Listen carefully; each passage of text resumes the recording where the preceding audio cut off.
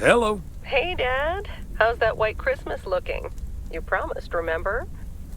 Meredith. Of course, it's coming down as we speak. Wait till you see it. Great. I knew you wouldn't let me down. My plane lands Tuesday at 5:30. Perfect. How will you get here? Will someone pick you up? Obviously. I've got the best chauffeur around. His name starts with a T and ends with Weiss. All right, then. I hear he's the best in the business. I'll make sure he's there. 5:30 sharp. Oh, thanks, Dad. See you soon. 2 more nights, Em. Can't wait to see you. Same here. Say hi to Mom for me. Bye, Dad. Bye, Em. Have a safe trip.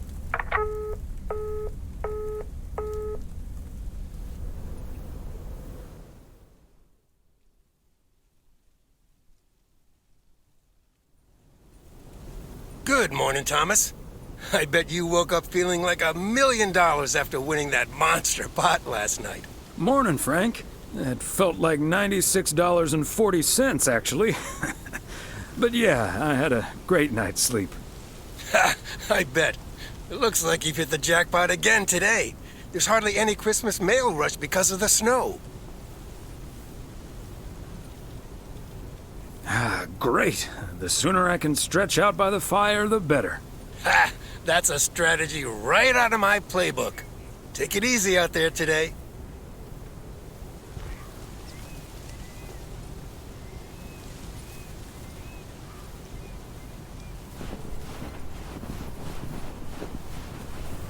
Providence Oaks, good morning. I guess I wasn't the only one that noticed all that white stuff lying around. I now have enough PO positive and pet peeves about snow to last me a lifetime.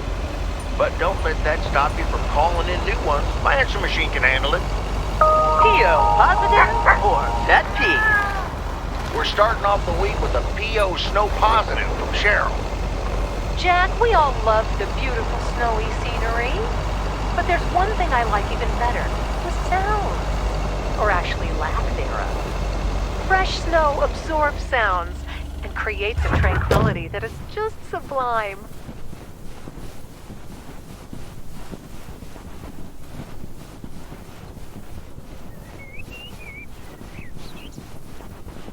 Fancy handwriting on this one.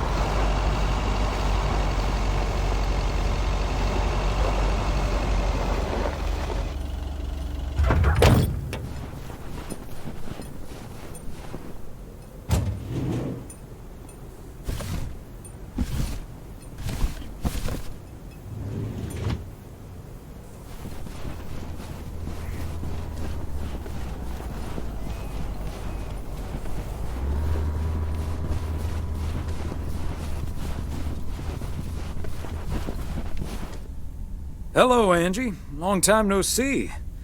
One package for you today. Thanks, Thomas. How's Emily?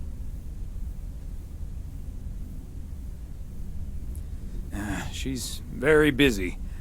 The motel's chronically understaffed.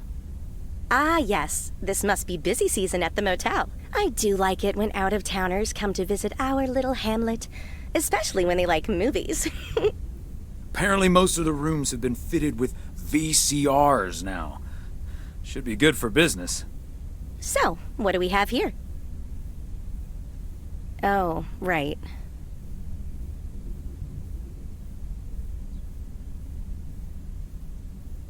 Sounds like you got a hefty tax bill.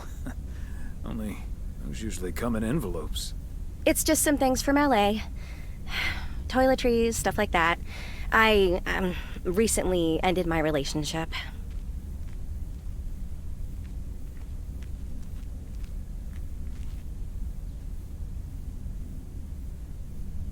Angie, I'm so sorry. It's fine. It was my decision, and it was the right decision. The long distance thing just wasn't working out. Still, seeing your spare toothbrush, that shampoo bottle, a stick of deodorant, it just makes it so definite, you know? Like the LA chapter of my life is now finally completely closed.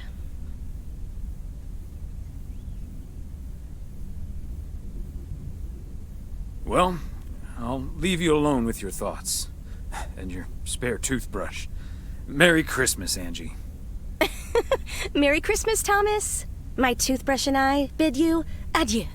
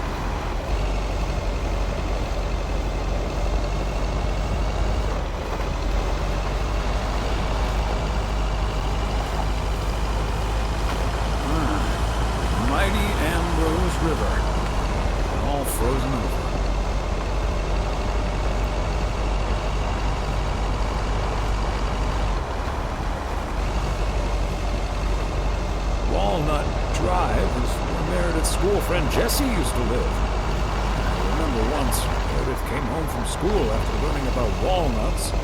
She asked us if they were named after the street. Another satisfied customer. Unless it's Bill's.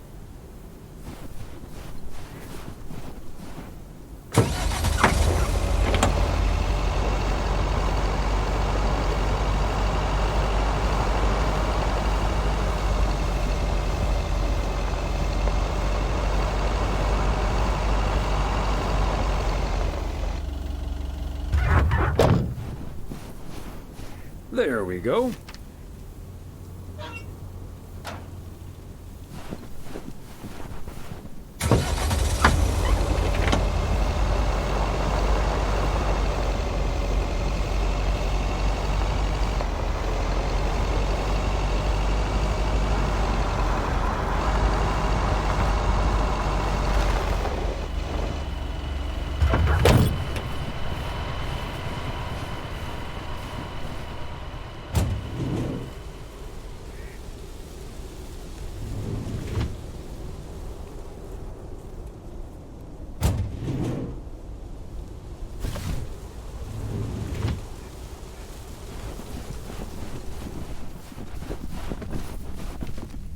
Hi, Ben. Got a pretty hefty package here for you. Thanks, Thomas. I've been waiting for that one. Hi, Mr. W. Please, please, please tell me the mail truck needs a tune-up. Hey, Lori. I didn't know you'd already begun working here. Weren't you supposed to start in January? Yeah, she pestered me into allowing her to start a week early. Already put snow tires on half the town's vehicles. At this rate, I can retire before the end of next summer. But this truck's fine, Lori. I gave it a checkup for Frank less than 10 days ago. Are you sure there's nothing I can improve on the old, what do you call this thing again? I just call it the mail truck, actually. Boring. We need to come up with a better name than that. Tell you what, Lori. Maybe you can check out the car horn. It sounded a little off last time I checked. The horn, eh? I'm on it. That was easy peasy, lemon squeezy, Mr. W. Diaphragm had gotten a little dusty, but it's all better now. The mail truck is honking like a big old goose again. Thanks, Lori. Come to think of it, I will be calling your truck the Goose from here on out. Big, white, wobbly, and with a honking great horn. Honk honk! The Goose has a nice ring to it. Or a nice honk, anyway. Well, gotta be getting back to my rounds. Happy holidays, you guys. Thanks, Thomas. You too.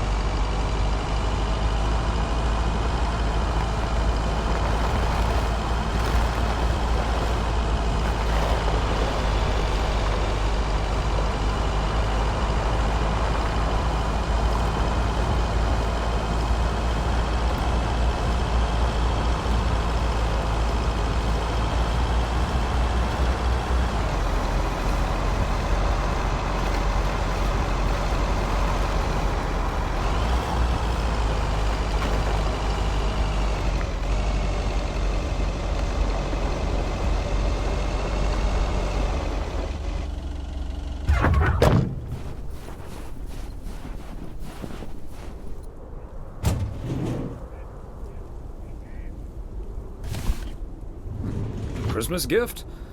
Here's hoping.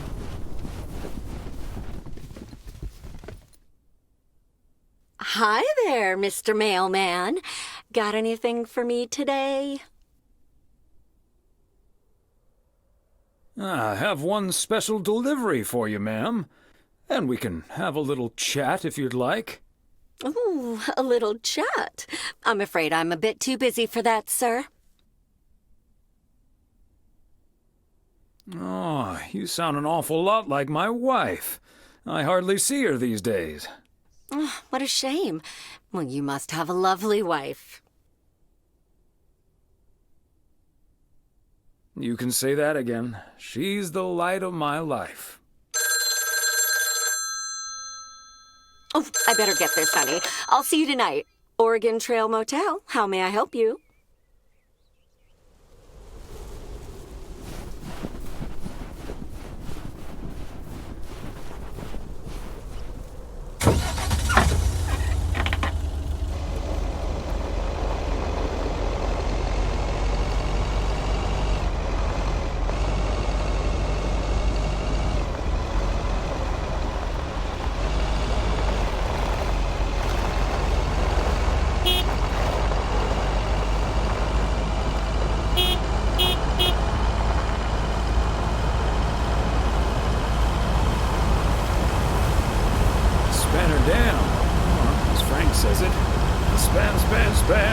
Span a dam. Never gets old.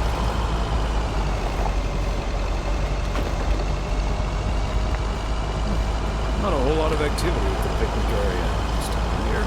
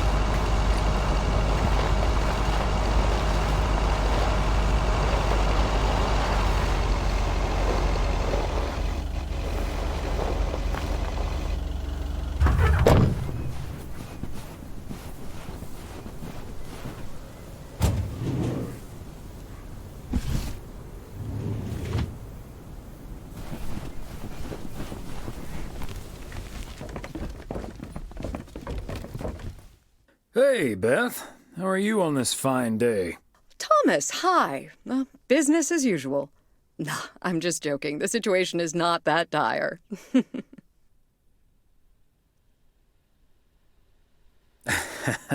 Really? So no Mildred rummaging for discounts today? Well, I'll tell you, she was actually in here just now. I sold her a beautiful 1986 calendar that had kittens wearing mittens on the front. I kid you not. I wasn't even aware that was part of my inventory. Besides Mildred, there's been an odd customer or two today, and would you believe, one of them was even looking for a full set of encyclopedias. Never knew you had a clone walking around out there. Well, that certainly would be something, wouldn't it? There wouldn't be enough books to discuss or wine to consume. By the way, did you know that the world's largest encyclopedia was created in 15th century China and comprised about 11,000 books? Isn't that fascinating? Imagine having to load that into your car. I'm starting to relate. I'm still holding this delivery. Oh, I'm sorry. I didn't realize. Well, come here then. Put it on the counter. How's Emily coming along with Christmas dinner, by the way? I can imagine she's pretty excited about Meredith coming over. So let me know if she needs any more cookbooks. I've got this beauty from Good Housekeeping that's all the rage right now. I'll be sure to ask her. But you know how Emily gets in the kitchen.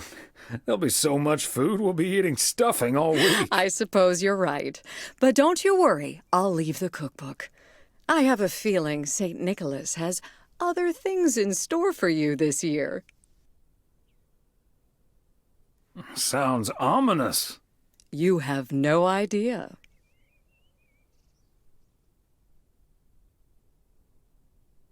And what does St. Nick have in store for you this year?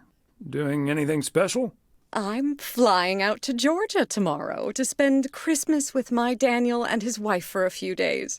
We're planning a Hawaii 5-0 marathon. It's my guilty pleasure, and luckily it's theirs too. Ah, Dano. Give him my best when you see him. And his wife, of course. I shall. Right. I better get back to it and get ready for the New Year's sale. I've been in a perpetual fight with my pricing gun lately, so I need all the time I can get. And good things come to those who wait. I'll bring over your presents later in the week. I hope you have a Merry Christmas Eve tomorrow, and give my love to Emily and Meredith. Will do. And season's greetings to you two.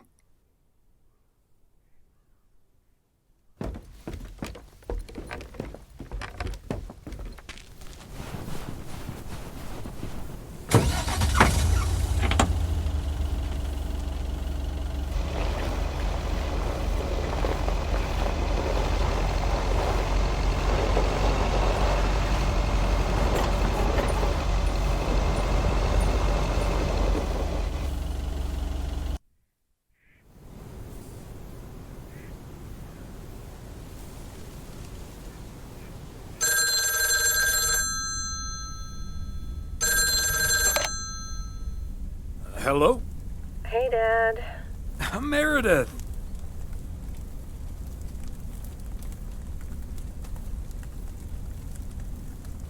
Are you all packed for tomorrow? Meredith? Dad, I'm so sorry, but I won't be able to make it tomorrow. What's wrong? What happened? Are you okay? I'm fine, Dad, don't worry, but I'm snowed under with work. It's added 86. It needs to be up and running at the start of the new year. I stumbled upon some errors today, and now we need to fix them this week. This sucks. That's such a bummer, Em. But I understand. Thanks, Dad. I'll make it up to you, I promise.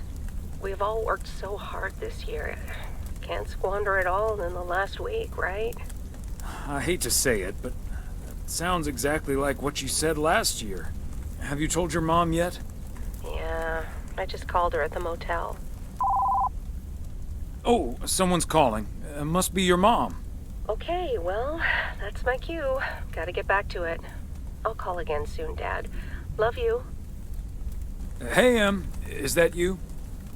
If by M you mean Emily, then yes. If you mean M for Meredith, then no.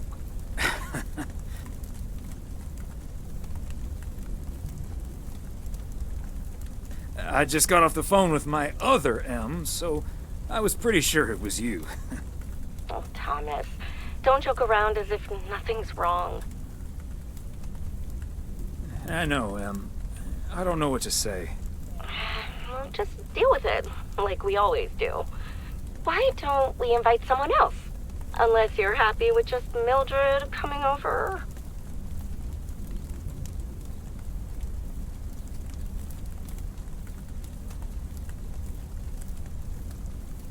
Just Mildred?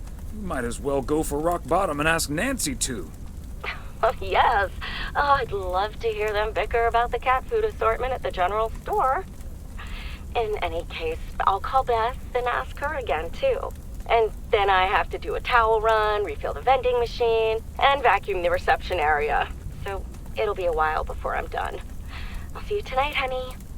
Okay, Em. Drive home safe.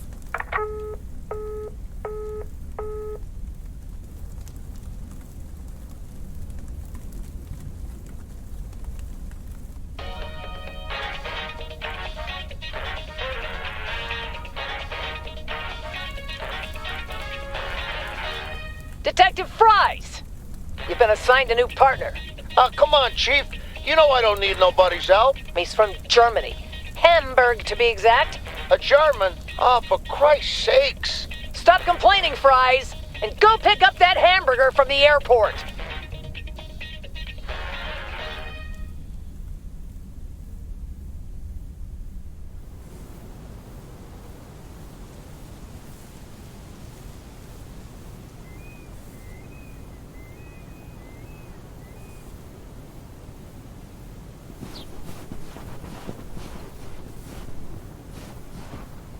Morning, P.O. It's time for a different take on the snowfall. P.O. positives or pet peeves? Take it away, Charles. Jack, I'd like to respond what Cheryl said about the snow yesterday.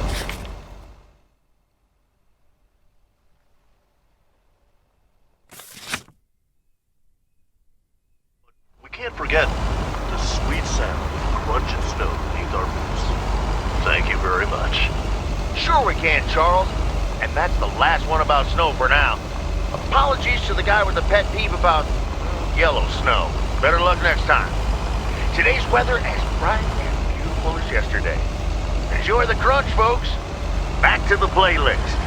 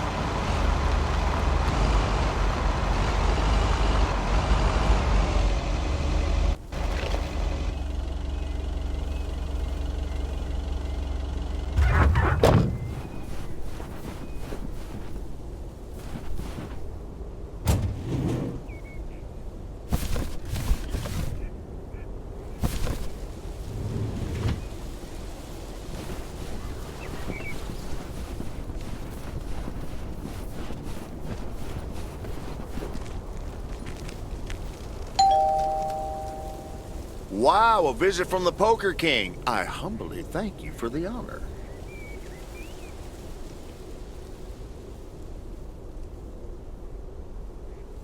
The pleasure is all mine, sir. And this package is yours. Ooh, boy, Frank came through once again. A package from Frank, huh? I don't want to know what's in it. A nice attempt at reverse psychology, but I'm not gonna tell you. But what I will tell you, I'm kicking off the new year with a bang. I better put this somewhere dry. And then it's back to reading Doyle Brunson's Super System. Oh, you're in trouble this Sunday, sir.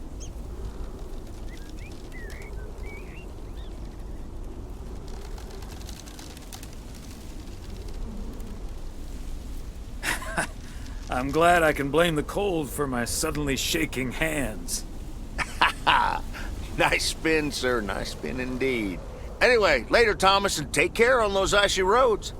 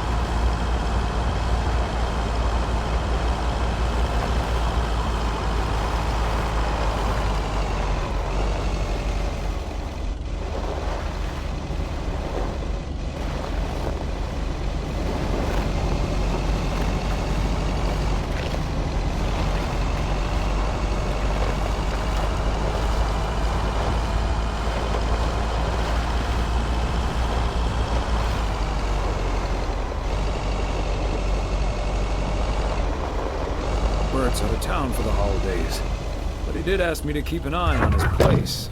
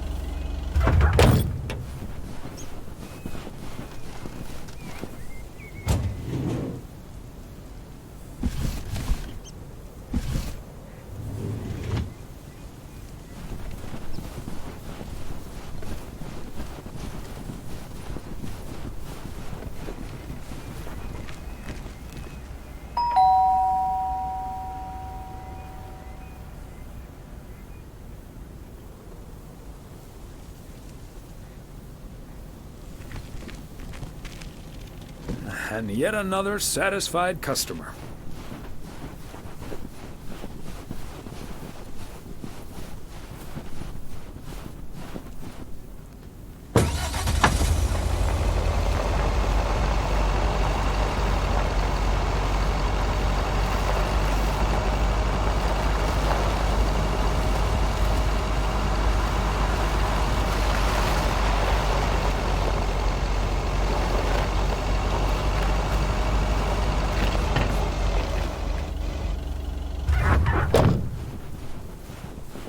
Fancy handwriting on this one.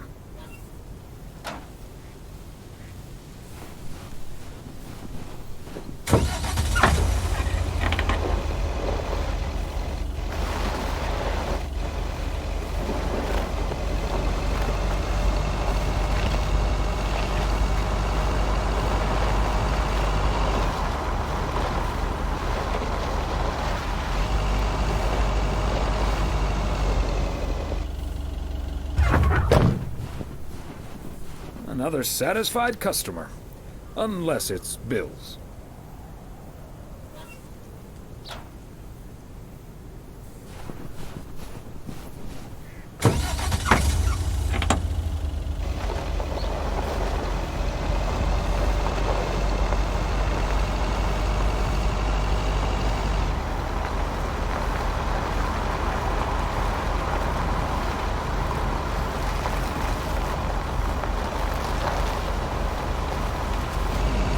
Circle.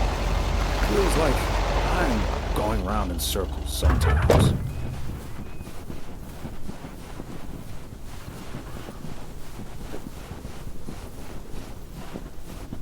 There we go.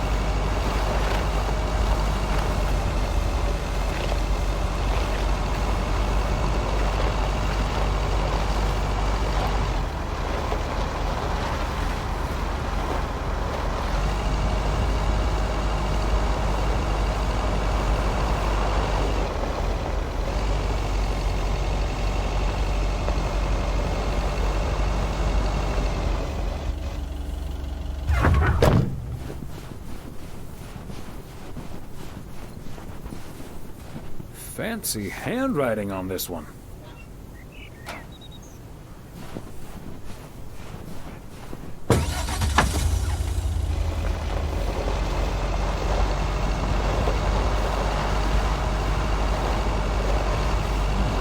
Is that much Christmas lighting really necessary?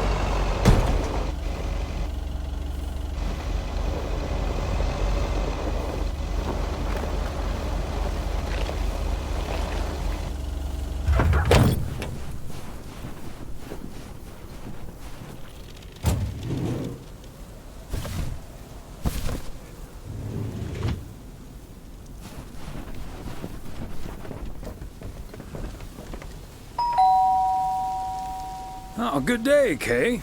Hi, Thomas. Got a parcel for you. Thanks.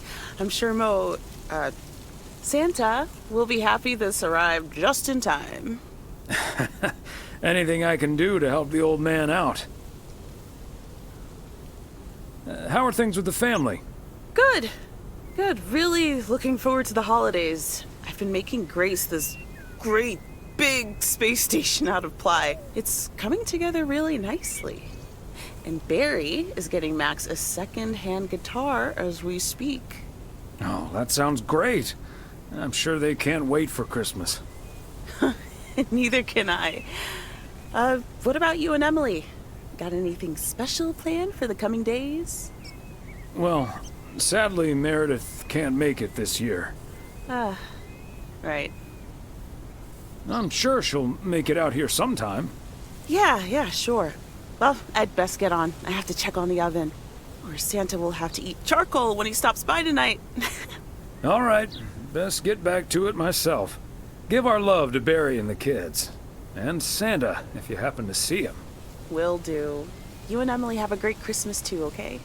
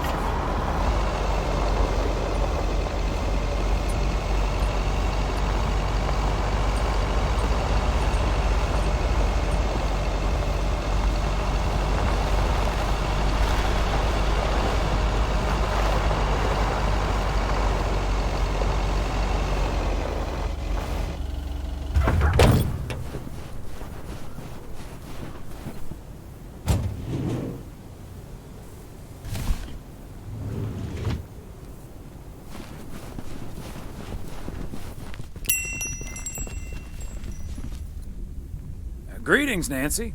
Hello, Thomas. That should be the last batch of Christmas pudding ingredients. Sounds good. Is it for you or for the store? For the store, of course. I'm not gonna change my cooking schedule just because of Christmas. But isn't that the best part of Christmas? I'd rather save myself the time and effort. Fair enough. Have a good day.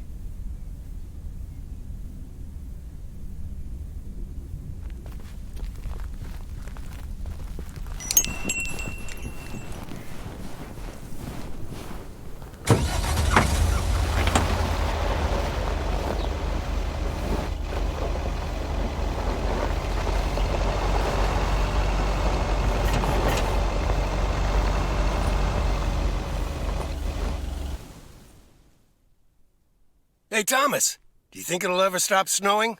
I'm glad it's the last day before Christmas break. Well, sorry, Frank. They're forecasting snow until at least the new year. But hey, about Christmas. Meredith bailed on us, which leaves us with a bit more food than we can handle. Maybe you'd like to volunteer and help us eat it tomorrow evening. Christmas dinner at the Weiss residence. That sounds great, Thomas, but I'm afraid I'm all tied up. The Knicks are playing the Celtics. I think the Celtics will go all the way this year, but I wouldn't count out an upset at the Garden.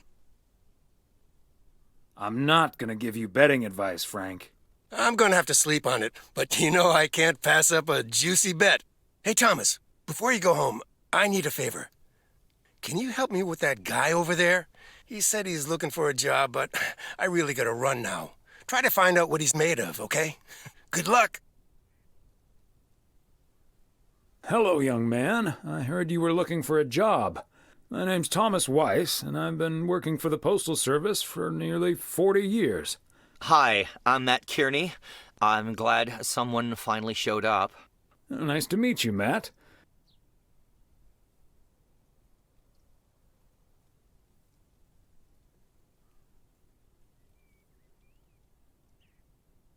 Could you tell me a little bit about yourself? Well, I'm basically a computer expert, kind of in between jobs right now.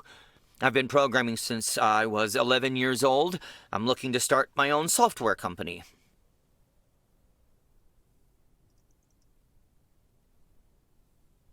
Ah, that's great. So you want to save up some money to start your own enterprise one day? Bingo. I'm already working on it at home, and whenever I have time in my schedule. Aren't you afraid that might interfere with your day job? I have the focus, determination, and willpower of a professional athlete. Okay. I have a few more questions.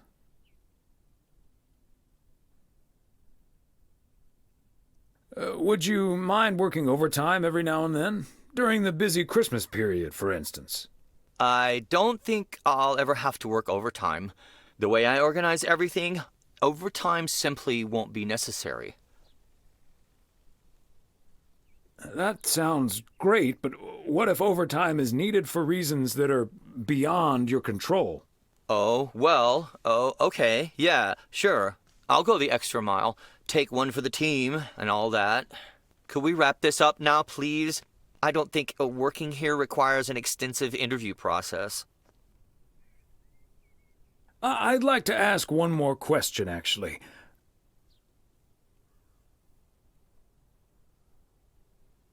When can you start?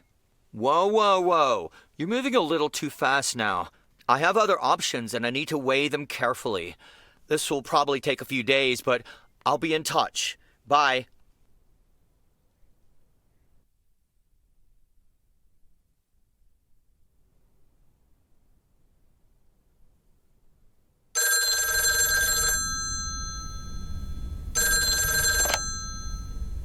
Yep, hello. Hey, honey, it's me.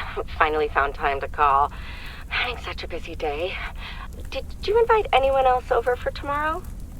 Yes, I did, but no takers. So it's just you, me, and Mildred. Or is Beth coming as well? Yeah, Beth is coming.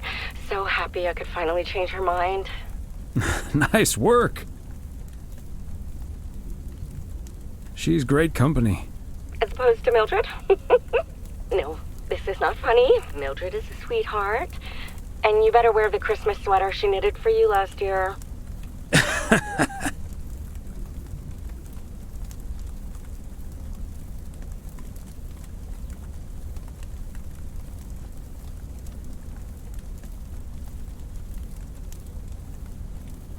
I love Christmas sweaters, so don't worry about it. Great. So I won't be the only one looking stupid. Oh, by the way, I've got great news. We finally found someone to take some shifts off my hands. That's fantastic. No more 60-hour work weeks.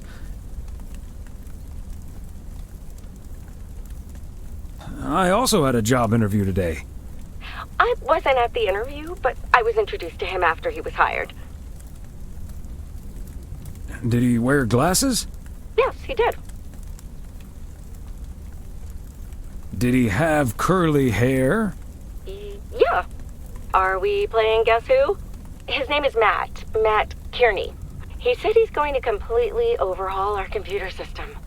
That's the guy I interviewed this afternoon. Really? Did you like him?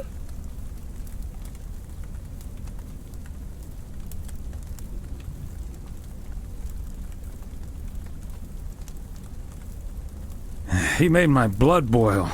That kid's a piece of work. Yikes. But it doesn't matter. He'll be taking the load off my shoulders. And I won't be working alongside him anyway. You'll probably see him more often than I will.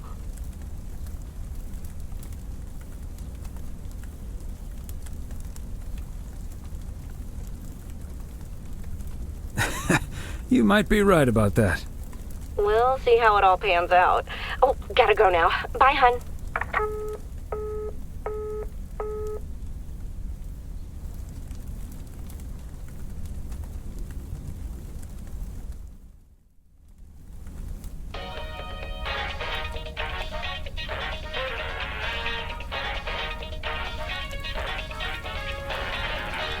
Guten Tag. I'm Klaus Kartoffelknoodle. You must be Jimmy, my new partner. We will be the best team in the district. Where is the cop car? Let's catch some crooks.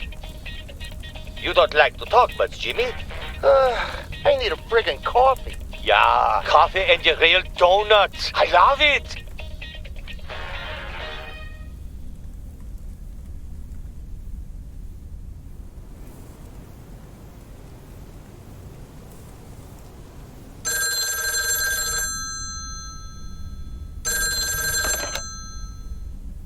Weiss residents, good morning. Hey, Dad. It's me. Hey there, Em.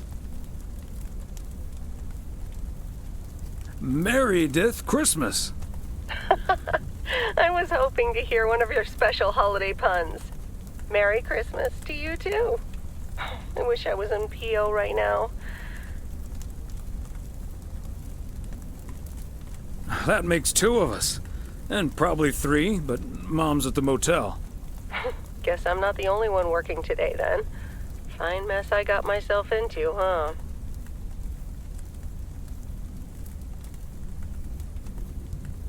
Do you want my 2 cents, or shall I just listen? I reckon I already know what you're thinking, and you're probably right. I'll be okay, Dad. Work's progressing nicely, actually. And Tess is coming over later. She's also stuck here. We're going to try to cook up some semblance of a Christmas meal. Oh, that's good to hear, Em.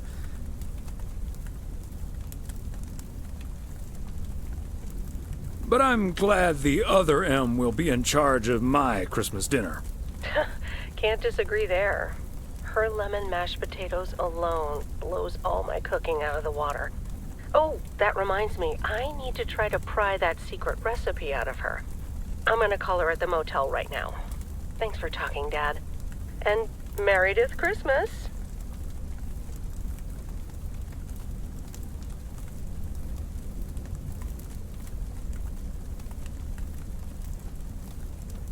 You got it, Em. Hang in there. Thanks. Love you.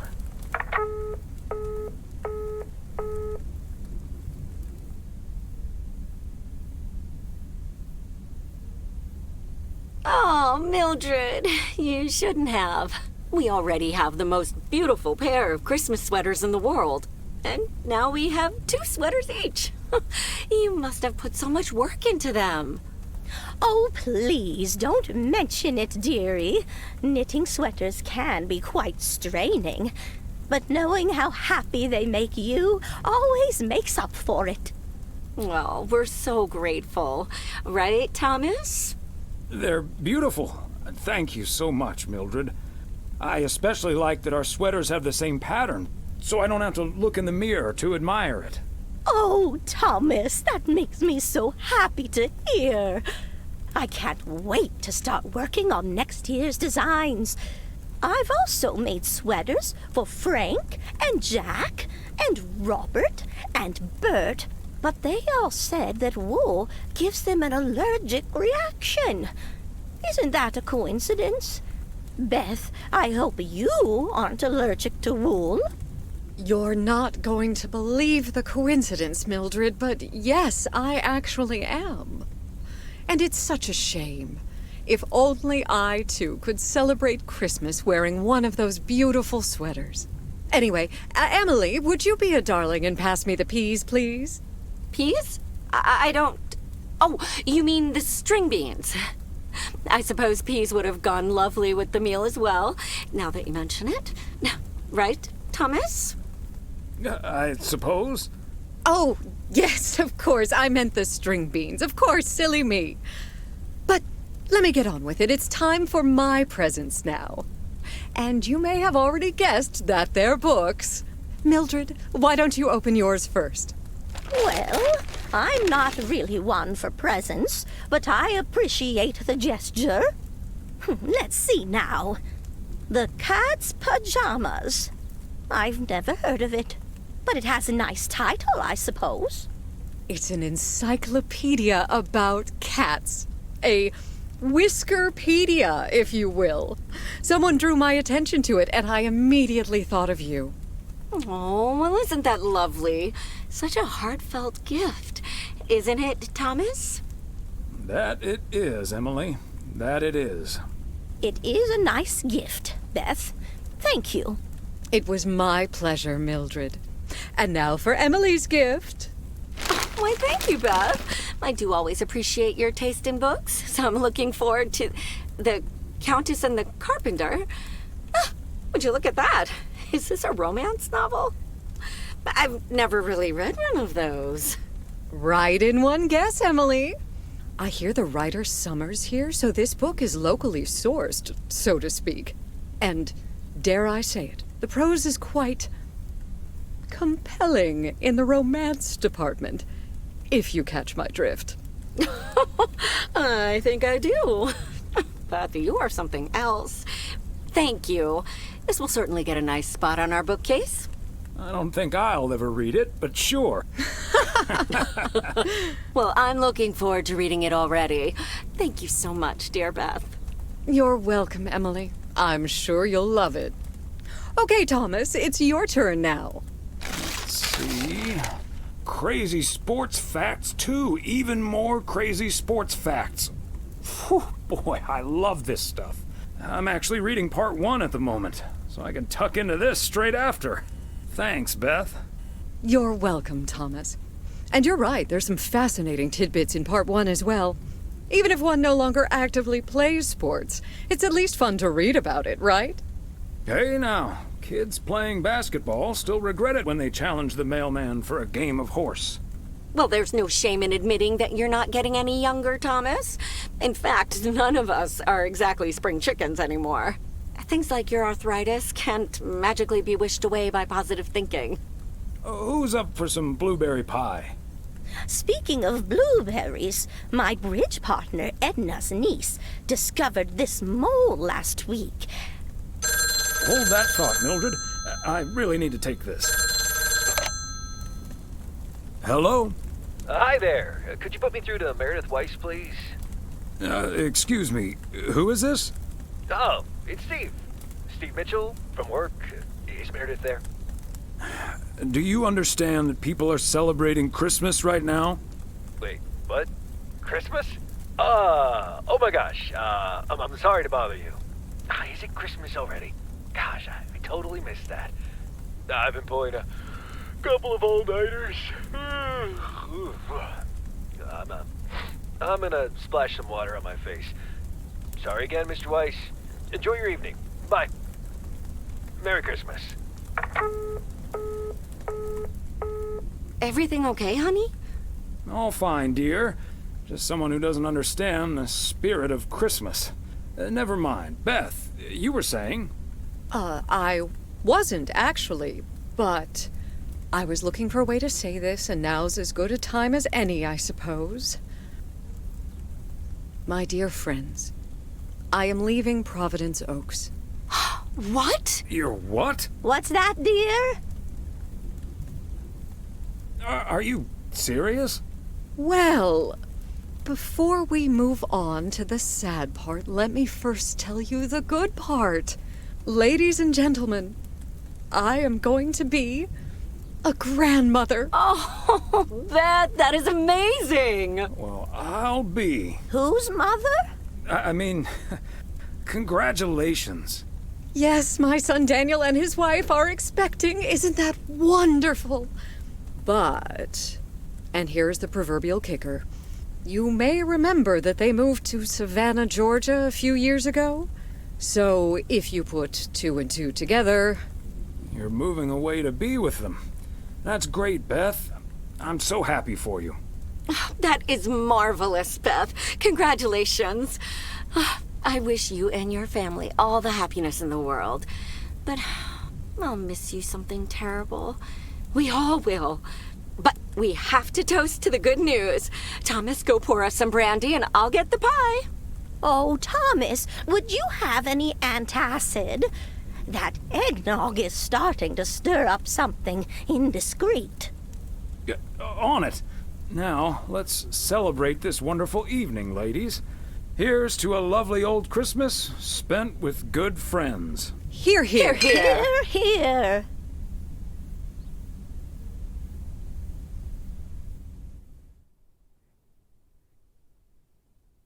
Hey, Thomas. Did you see the game last night? Morning, Frank. Nope. We had our Christmas dinner. What happened? The Celtics were up by 25 in the third quarter, but they still lost the game. In double overtime. Wow. I thought the Celtics had a great team. They do. And I'm still betting on them to win it all this season. But betting against them sure paid off last night.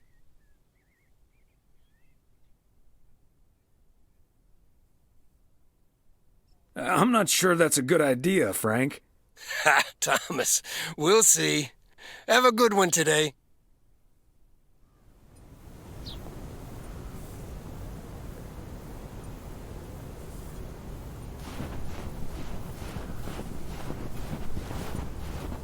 Season's greetings, P.O. It's the second day of Christmas, and I don't have turtle doves or...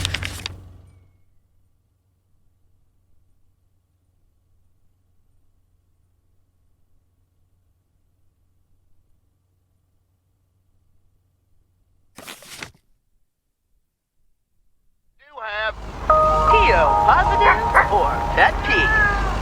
Season's greetings to you too, Jack. It's, Angela here. I watched the movie Gremlins the other day, right in my own cozy VCR-equipped living room. And I just want to say that it was a lovely and inexpensive way to have a great time. Thanks for the tip, Angie. Angela. I'm going to assume that wasn't a surreptitious advertisement. And I'm also going to assume my next rental there will be free of charge. Hey! Okay, on to the weather. It looks like we'll have lots of snow today. How about some music now?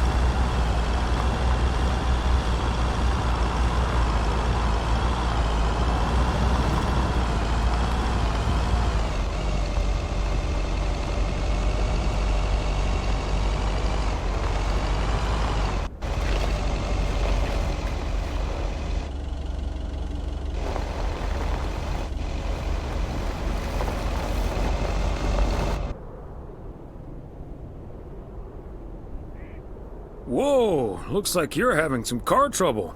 Yeah, just a second, my good man. Gabriel, can you figure out what's wrong with this blasted vehicle? Give me some good news here. I mean, I'm not really a car mechanic, Mr. Price. But I know the smoke isn't a good sign. No duh, Einstein. Say, hey, Mr. Mailman, what's your story?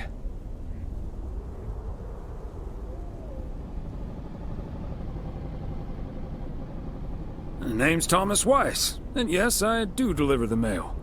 Okay, then you're Thomas Weiss, mailman. And I'm Connor Price, annoyed man.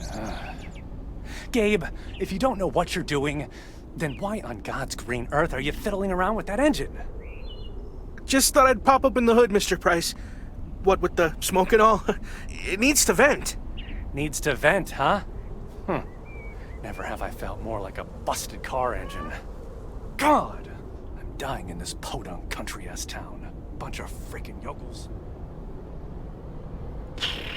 So, hey there.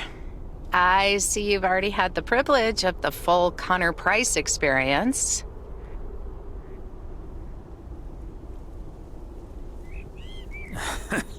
I guess that car engine isn't the only thing that needs to blow off steam. Yeah, Connor can be a bit much. Anyway, I'm Ilsa Richter, local TV segment producer turned car problem solver. And that sporting young man over there is Gabriel Serrano, local TV sound guy turned amateur mechanic. Emphasis on amateur. Hey, I never claimed to know anything about cars. Just because I used to be a studio tech, Mr. Price put me on engine duty. Anyway, nice to meet you, sir. Nice to meet you. I'm Thomas Weiss. Local mail carrier turned local TV reporter's punching bag? Well, what I came to tell that local TV reporter turned mailbag puncher, I called a garage a couple miles down the road. They're on their way right now. That's great, Ilsa. You're an even better car problem solver than you are a segment producer. Flattery will get you everywhere, Gabe. That must be Ben Young. You're in capable hands. He'll have you fixed up in no time. God, I hope so. We need to get to Melville, and we're already way behind schedule. Hey, Mr. Mailman. Come in here for a second, please. Excuse me. Duty apparently calls. Happy travels.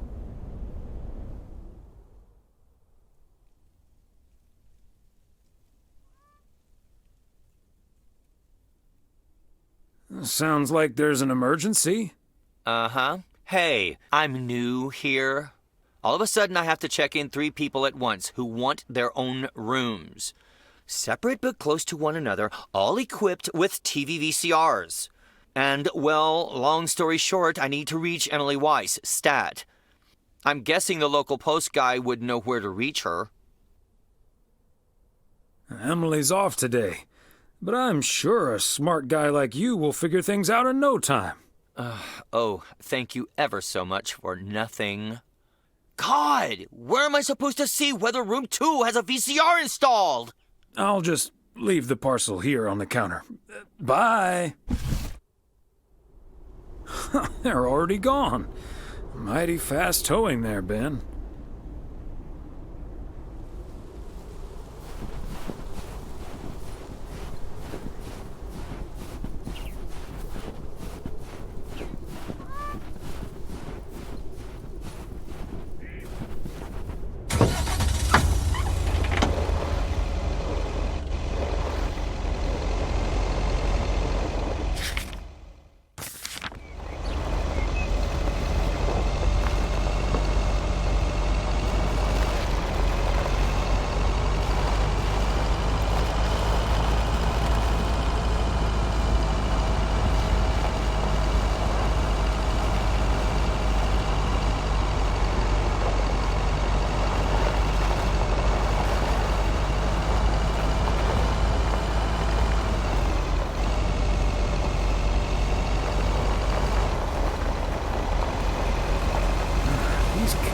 Must be so cozy in the wintertime. Cold. Probably freezing cold.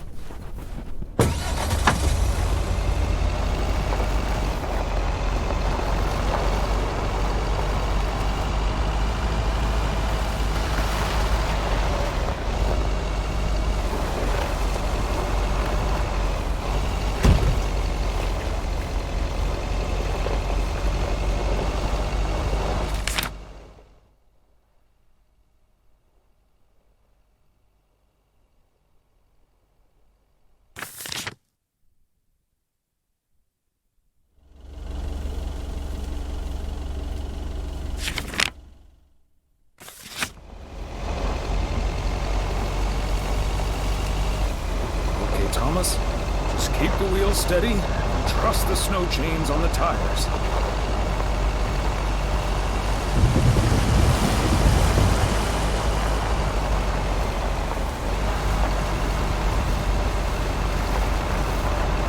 I'm reminded of our honeymoon to Niagara Falls all those many years ago.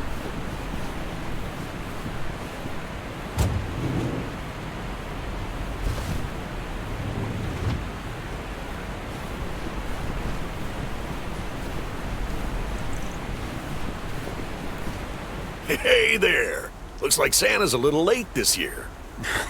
That's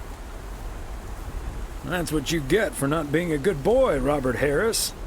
Let me try to make it up to you. Take that heavy load off your hands. That must be the fire pit I ordered. Now I can finally go ice fishing without freezing at the same time. Ice fishing? And here I thought there'd be no more fishing until spring. Don't knock it till you've tried it, Thomas. Bert's out of town, so I could use someone else to talk to. Not that Bert talks that much. How about it? Tomorrow evening? How about not in a million years? Fishing and freezing. What a miserable combo. Santa just delivered a fire pit. It won't be that cold. Thanks for the invitation, but I prefer the fireplace in my living room. Suit yourself, couch potato. Hey, did you have a nice Christmas, by the way? I've had better. My daughter couldn't make it. Sorry to hear that. Anyways, I won't hold you up any longer. I need to assemble this baby. See you around, Thomas.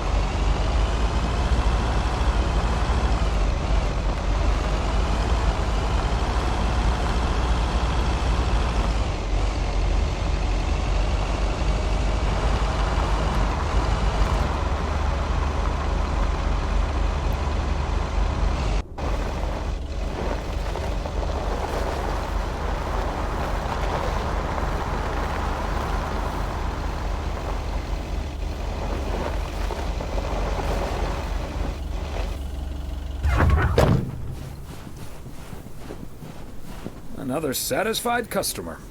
Unless it's Bill's.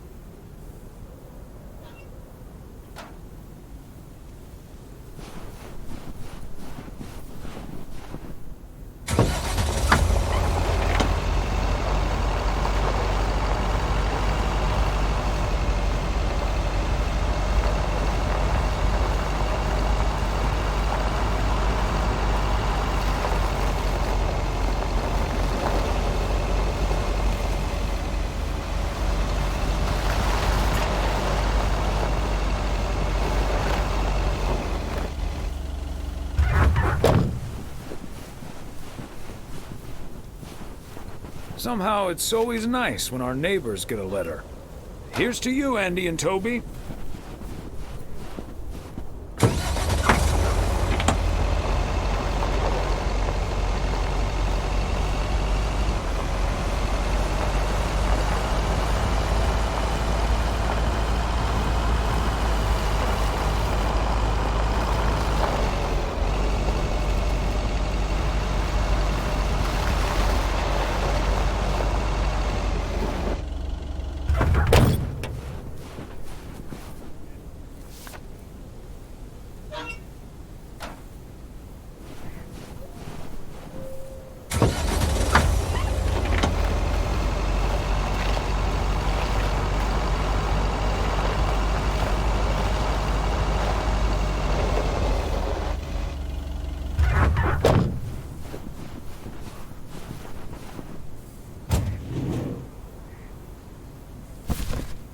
Okay, let's get this to its destination.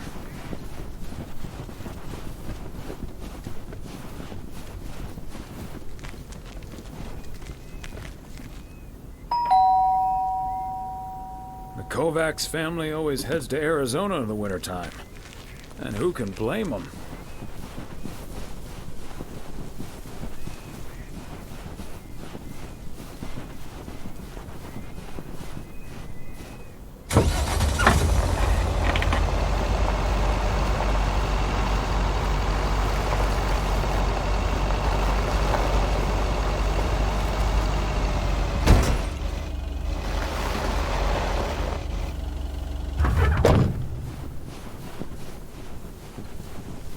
There we go.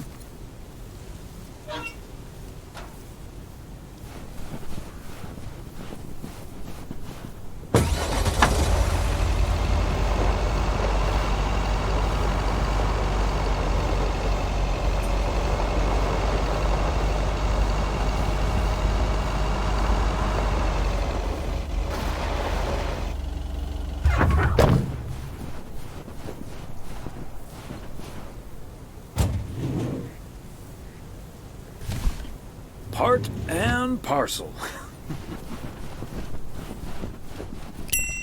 Yes, I understand, but Maureen said... Does it really matter what Maureen said? I can't help that her orders have been delayed because of the snow. She should have just ordered sooner. It's not like New Year's Eve appeared on the calendar out of nowhere.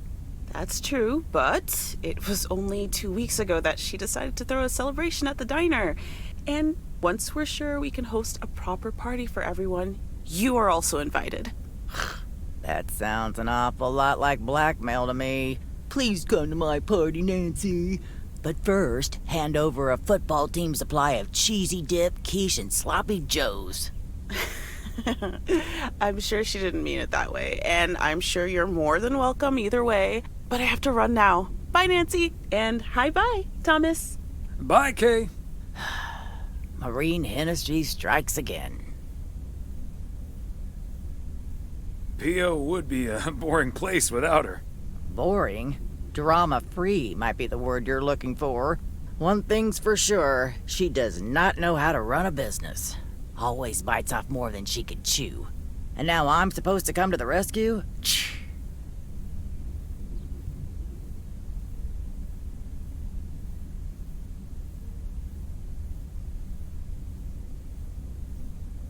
You could be a party's savior. I know I'd never miss out on such an opportunity. With the ridiculous discount she's demanding, it's mostly nothing but a great opportunity for a lot of extra work. Anyway, is that parcel for me? You can just put it on the counter.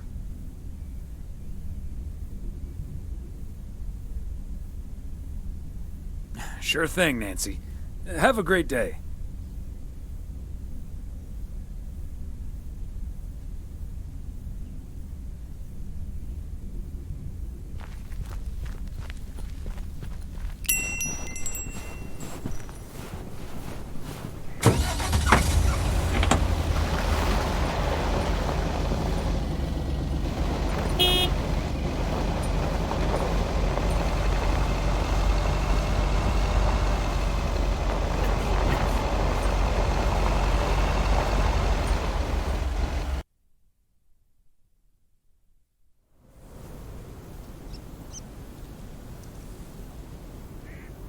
Hey, if it isn't Connor Price.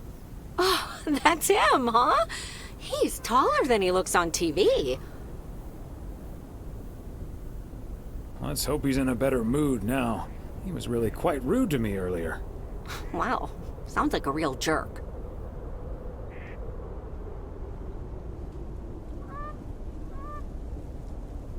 Hello, Mr. Price. Still fuming, I see. Well, hey there. Good to see you, man. Yeah, I guess smoking is a slightly healthier way to blow off steam. Especially since we've had a bit of change of plans. Oh, hi, ma'am. I don't think we've met. Connor Price, KNW6. Welcome to the Oregon Trail Motel, sir. Better get to work, honey. I'll see you tonight. Okay, what's up with her? Christmas hangover?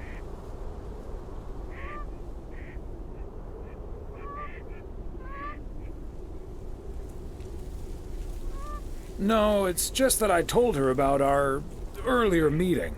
Oh, I see. Yeah, about that.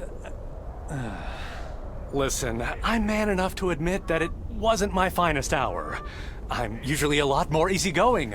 In fact, the Willamette Week once called me one of the most likable faces in local broadcasting.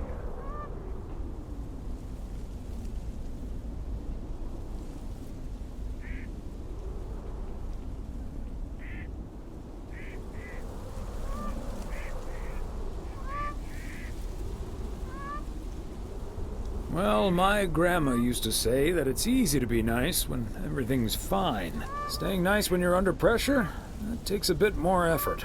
Well, when my car isn't breaking down during a tight shooting schedule, I'm a pretty swell guy. Believe me, that's the price guarantee.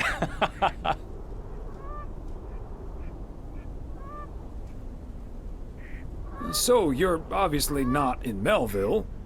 No, that's the change of plans I was referring to. Turns out we need some parts that the garage doesn't have in stock, so Young's having them shipped over ASAP. But in the meantime, we've decided to stay right here in lovely, picturesque, whatchamacallit, USA.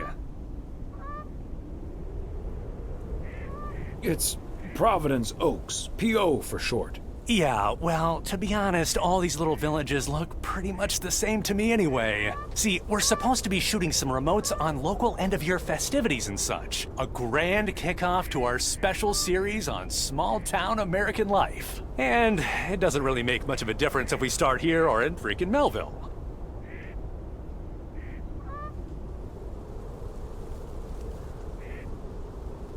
Except, of course, that Providence Oaks is way nicer than frickin' Melville. I was gonna say, this town has warmth. I like warmth. And so do our viewers, I'm betting. So get ready for your town to be featured in part 1 of The Oregon Trail. Title pending. Might be a little too on the nose.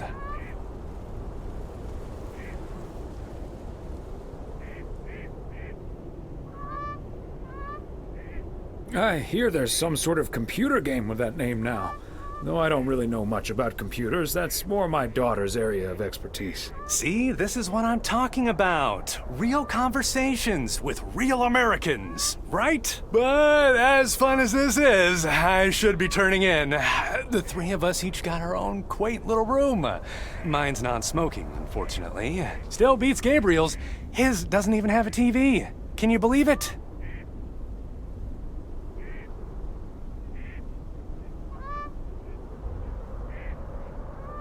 Oh, the irony.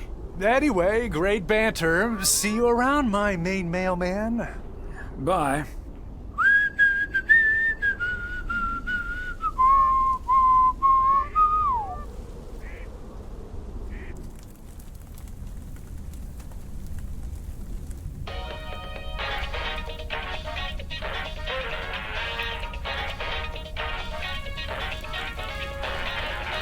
Attention, everybody! There's a suspect situation at the drive-in. Sounds like a job for fries and the hamburger. Real funny, guys. Okay, Klaus, let's go check it out. Let's get ready to rumble.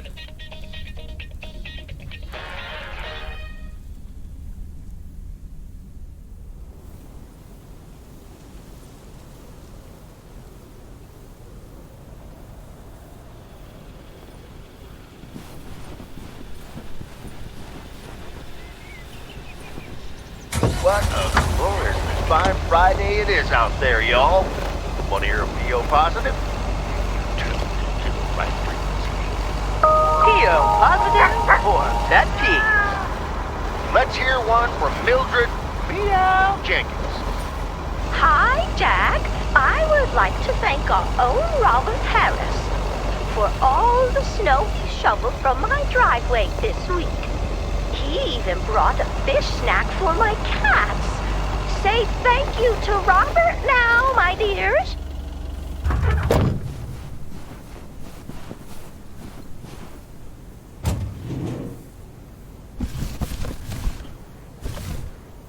A belated Christmas gift? Maybe.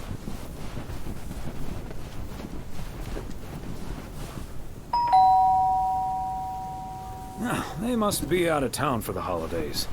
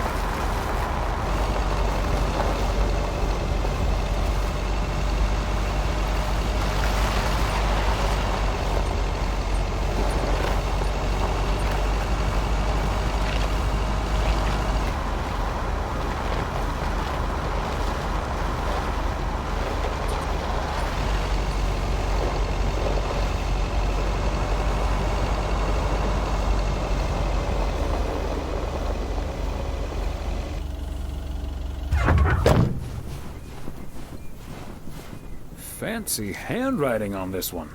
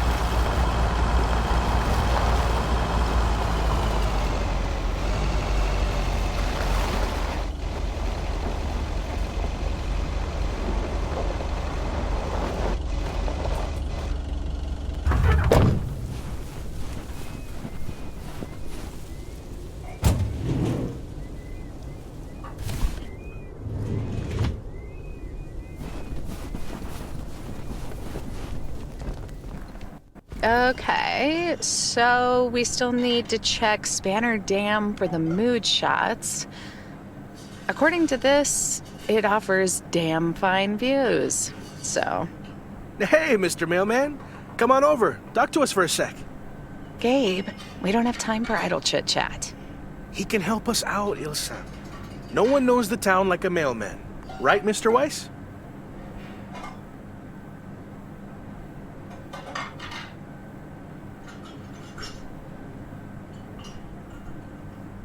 Hey, Mr. Serrano, Miss Richter. Please, call us Gabe and Ilsa. He can call you Gabe and Ilsa. I prefer Miss Segment Producer Extraordinaire.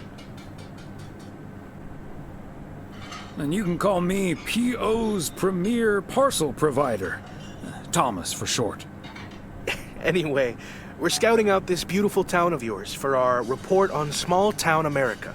It's great, but we could use the inside track. So, any secret spots we're bound to miss, but shouldn't? Well...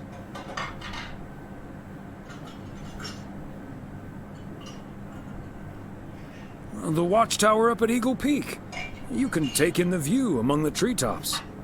But make sure you watch out for those creaky steps. Oh, hey, Maureen. Now, here's your coffee, folks. Sorry for the delay. Faucet's been acting up again, which should have been fixed yesterday. Oh, you want me to check on it, Miss Hennessy? Oh, now look at you. My knight in woolen armor. Would you, dear? I can take a look. Well, isn't that nice of you? Back of the kitchen, honey. Ashley, someone who does know what he's doing is coming in. Show him where the busted faucet is. And stay out of his way. Ashley's a sweetheart, but when it comes to fixing things, that boy is all thumbs. See, this is what the segment should be. Interacting with the townsfolk, helping out. I love it. Oh, such a nice fellow. Yeah, you're in good hands, Maureen. Gabriel may look and act like a naive little pup, but he can fix anything. Well, except for our van. But other than that... Oh, is that a fact?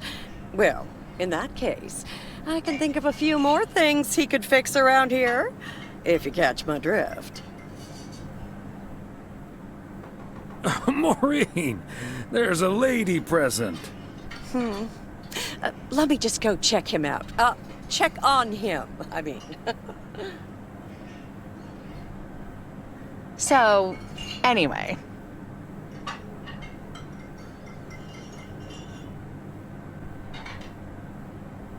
So? Wait. You had the Connor Price experience the other day. Have you recovered yet? I actually encountered him outside the motel yesterday evening.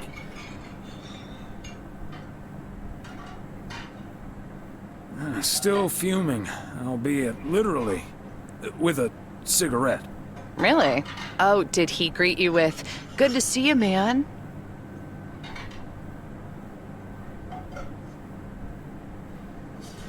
Yes, how did you know? That's his go-to when he's forgotten your name. It's "Good to see you, man" for guys and "Hey, lady" for gals. Really? Wouldn't worry about it, though. He called me Lisa for the better part of a year. Connor's a lot. But I guess after this week, I can update my resume with not just segment producer and car problem solver, but also Connor Price wrangler.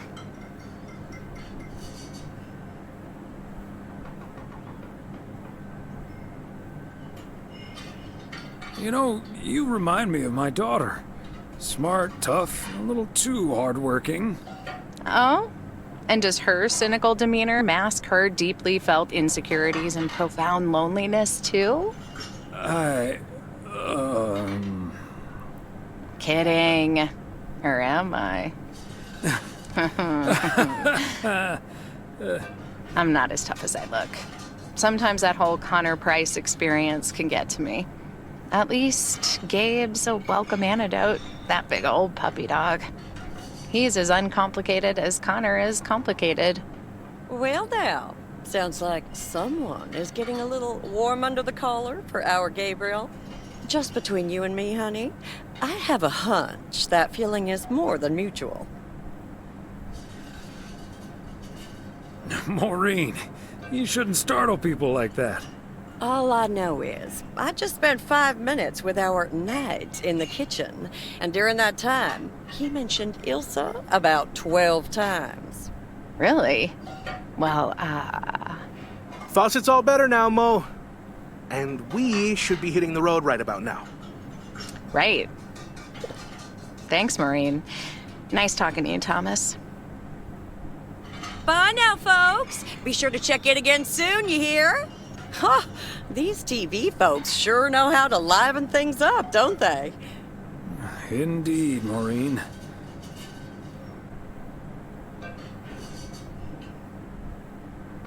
You haven't even met the main event, Connor Price. Oh, that reminds me. You know about my little New Year's Eve shindig, right? I'm counting on you and Emily. We'll party like it's 1986. Because it will be.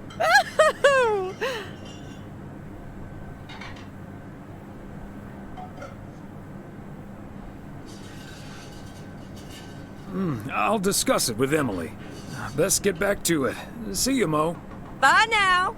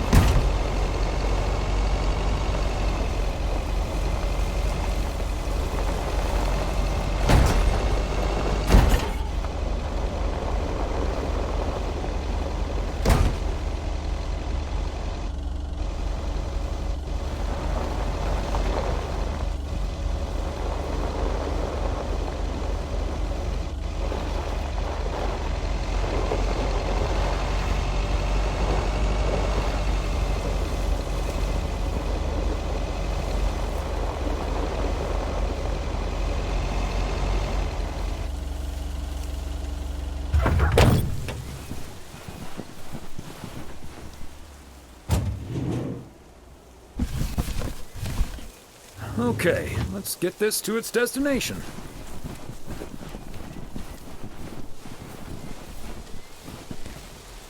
Ah, look who's here.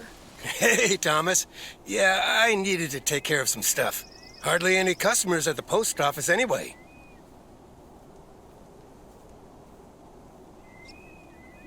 I don't know, Frank. What if there's someone who needs to send something urgent? If it's really urgent, I'll drive it over to the distribution center myself. They know they can count on me.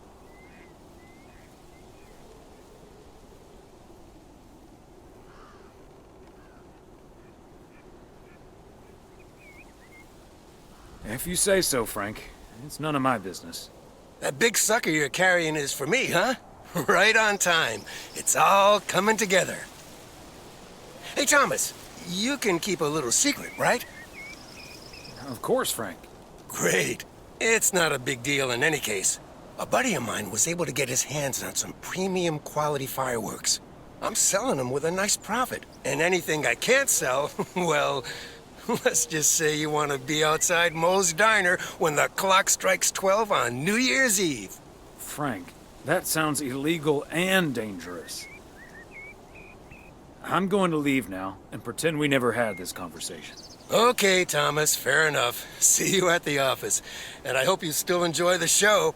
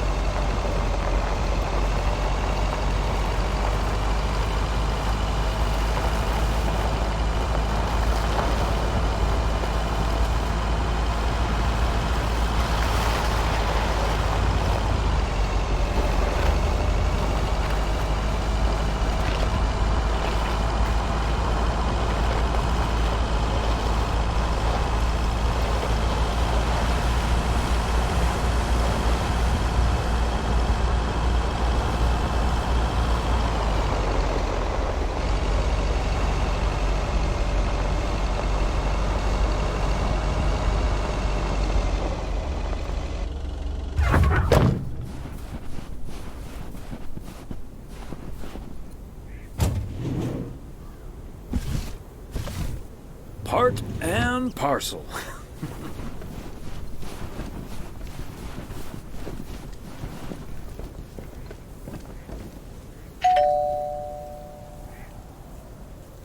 Neither snow nor rain, nor heat nor gloom of night.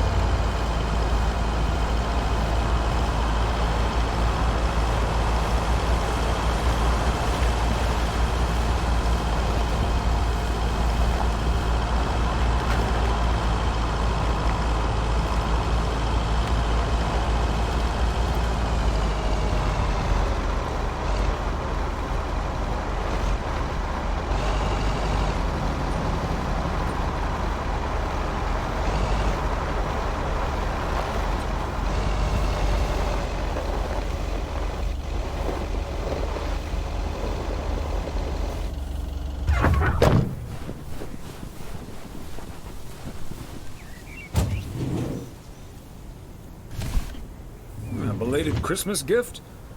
Maybe.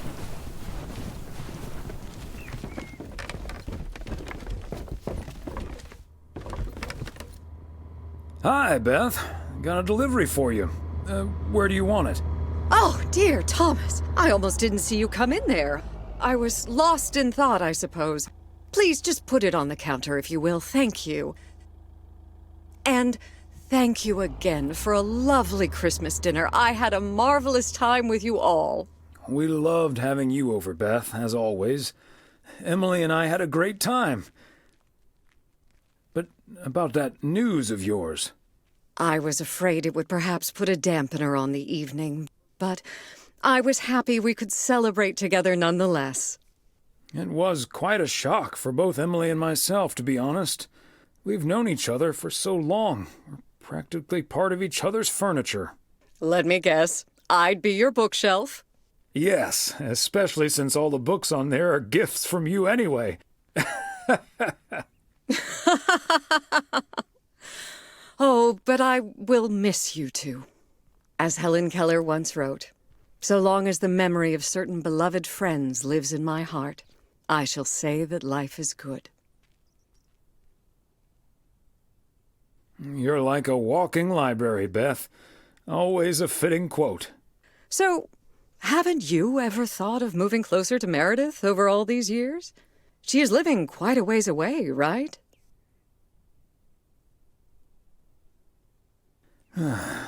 Thought about it? Yes.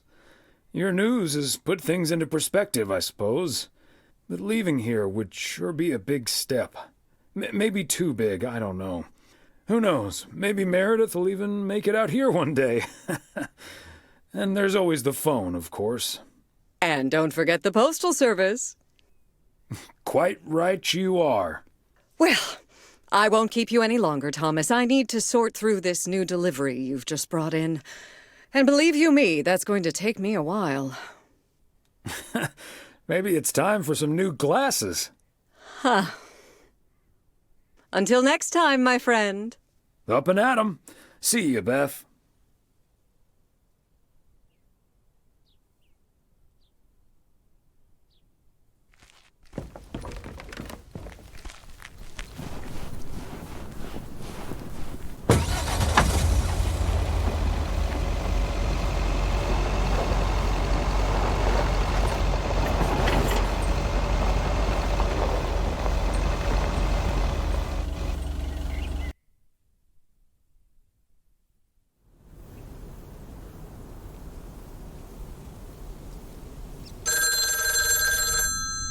I'll get it. Hello? Very good evening. Am I talking to Mrs. Emily Weiss? Yes, sir, that would be me. Ah, fantastic. It's a pleasure to talk to you. My name is Christian Carmichael, and I represent Fly into Florida. Oh, hi there. I have great news for you, Mrs. Weiss. It's been a while, but, do you perhaps remember entering into our Fly into Florida sweepstakes? Now that you mention it, I think so. Yeah. Was that the one on the back of the juice carton? That's the one. And I am more than happy to tell you that you are the winner of the grand prize. The grand prize? Wow, fantastic. I'm afraid I've forgotten what it was. Could you refresh my memory a little bit? No problem, Mrs. Weiss. You have won a 2-week trip to Florida for 2. Wow, Florida? Really? I won? I have never won anything in my life. Hold on, I need to tell my husband. Honey, we won! I'm talking to a gentleman from Fly into Florida. And he says we've won a 2-week holiday for 2.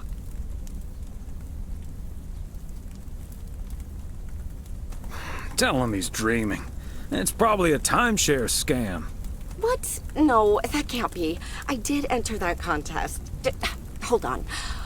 My husband is unsure if this is really true. I mean, you do hear a lot about phone scams these days. We'll do our absolute best to take away all your concerns. You've got plenty of time to let it all sink in. Next, we'll be sending you an extra special envelope. It will contain a confirmation letter, airline tickets, hotel tickets, and I totally forgot to say this earlier, A $500 check covering any additional expenses. Wow. I can't believe this is happening. Well, it most definitely is, Mrs. Weiss. And we'll be making sure you both have the time of your life. There's one thing I must stress. The dates can't be altered. So if you have plans for the first 2 weeks of September, this would be a great moment to change them. And I hope this answers all of your questions for now.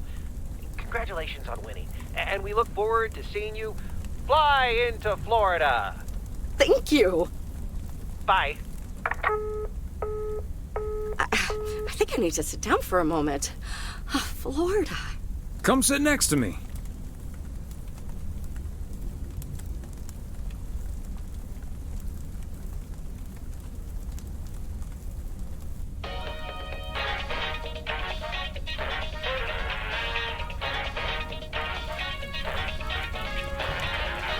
Drop your gun, cop, or I'll kill him! Klaus, listen to what he says. Don't get reckless. Listen to your buddy, or it's the last thing he's ever said! Du Schweinenacken-Steak! Hey, shut your stupid pie hole!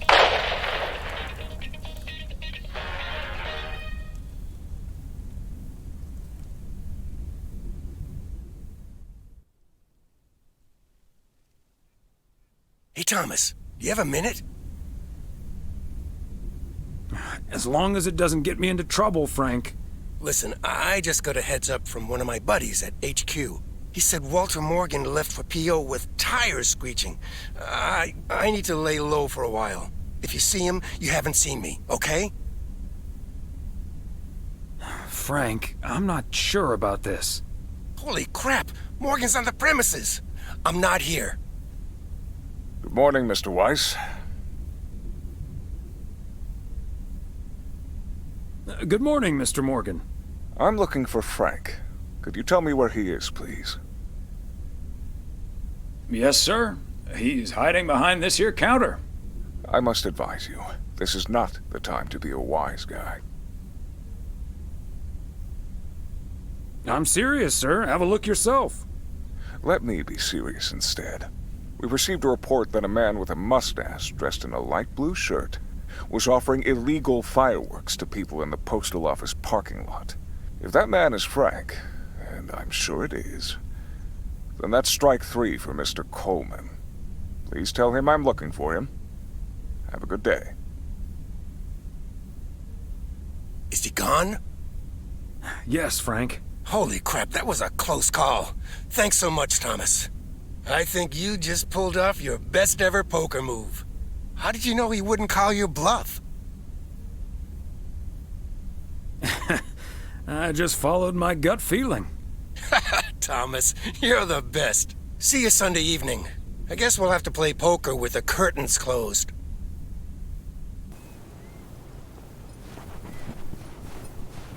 Happy Saturday, everyone. Get ready for a pet peeve from Joseph. PO positive or pet peeve? Jack, I've been watching that TV series everyone's been raving about. What's it called? An hamburger with fries? I expected a charming sitcom like Bon Appetit, but instead got treated to a lousy mix of mediocre puns and gratuitous violence. If this is where TV shows are heading, then I'm heading the other way.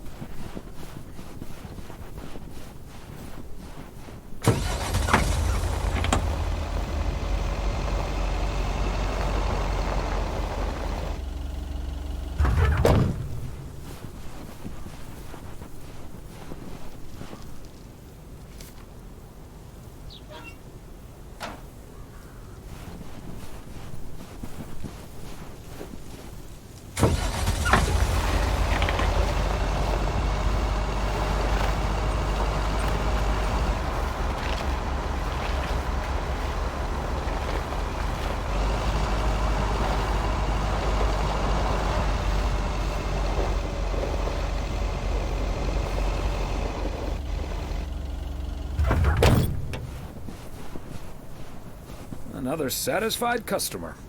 Unless it's bills.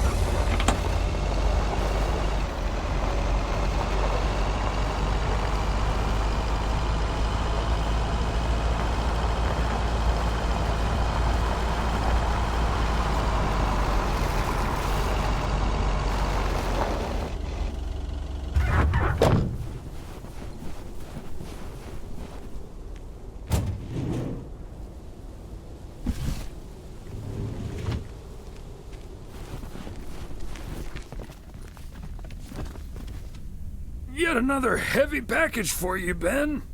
Let me take that off your hands, Thomas. You know, I feel guilty enough as it is. Having you lug around those car parts week in and week out. That's the job, Ben. Neither snow nor rain nor heavy packages Stay these couriers from the swift completion of their appointed rounds. I'm serious, though. If you don't mind me saying, you're getting up there. Ever think of hanging up the old coat and bag? Not until recently, but recently? Yeah. Good for you. Think about it some more would be my advice. Son of a gun. It's the engine parts for the news van. Didn't expect them to come in so soon. No, that's great. Now they'll be able to roam around PO for their report. Yep. With any luck, that thing will be up and running before the end of the day. Hey, don't rush it, Ben. Remember, you're getting up there yourself. Yeah. Now get going, you old-timer.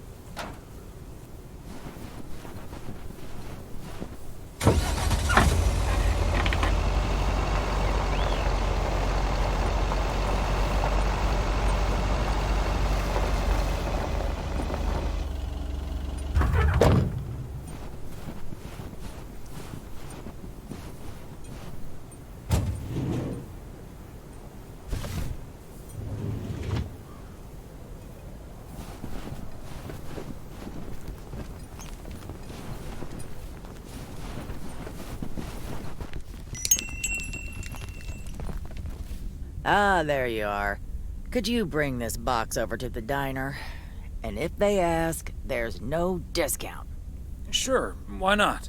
Thanks. And remember, no discount. Roger that.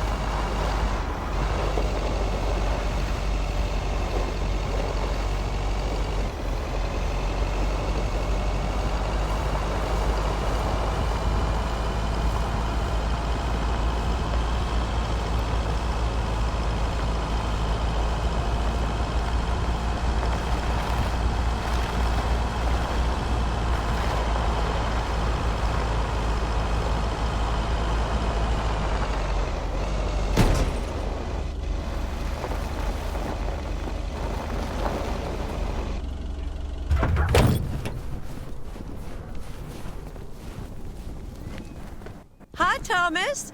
Oh, please tell me that's a big box full of snacks from the general store? This is a big box full of snacks from the general store. But without a discount on what's inside. No discount? Is Nancy Carlisle really trying to charge me full price for snacks that are about to go past their expiration dates? Yikes, that would be pretty sad. I can't believe people could be like that. That heartless creature.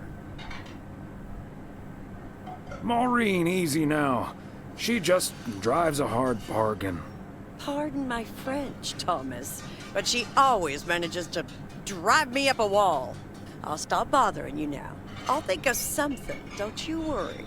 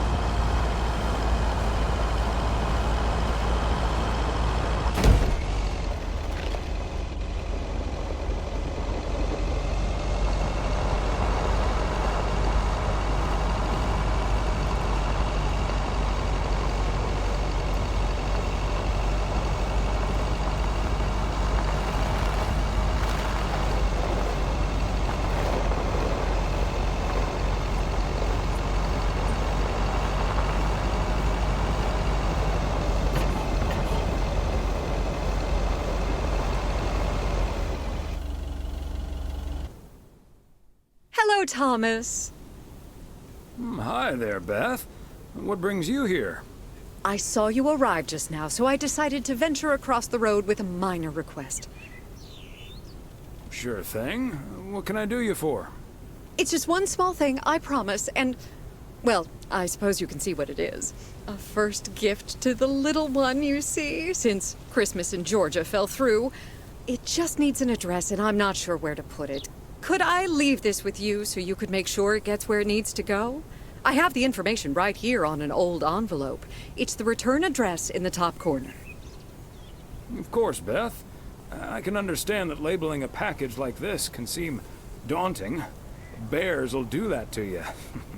You're a real gentleman, Thomas. Thank you. I have a stack of returned holiday gifts that need sorting before I close. I've handled many a strange parcel in my day. Not to worry. I'll take care of it. Thank you, Thomas. Truly. I'll get the postage to you later, I promise. Oh, and please tell Emily I have a great idea for this Sunday's girls' night. It's a surprise. Bye now. Sure. Enjoy the rest of your day.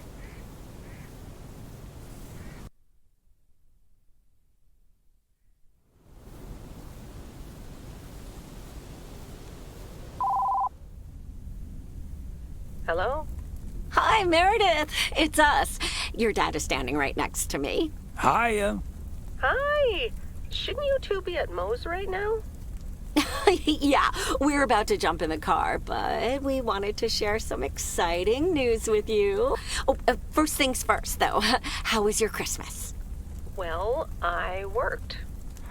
And Tess and I made a Christmas meal you probably won't ever find in a cookbook. But we had a lovely evening. Thanks, Mom. Can I get the exciting news now, please? Okay, so your dad and I will fly into Florida this September. I won a sweepstakes. Get out of here. Wow, that's so awesome, Mom.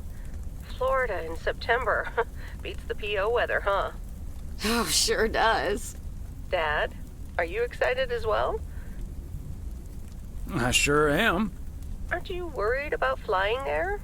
Last time you came to visit, it took a few hours for that green tinge to leave your face. Oh, Meredith, don't make it worse than it was. Fine. Maybe he just boozed too much on the plane. Have you checked if the flight includes free cocktails? Best bring your flask, Dad, just in case. If you were here for Christmas, you might have gotten one from Santa. Oh, well. I may not have been there, but at least my boss called to interrupt your dinner. Sorry about that, by the way. Rest assured he was appropriately ashamed. We all make mistakes, Meredith. Some of us just more than others. I can't disagree there. Oh, hey, you two shouldn't keep Maureen waiting. You're right about that. Your dad will go and get the car warmed up, right, honey? That's my cue. Bye, Em. Take care. Bye. Have fun tonight.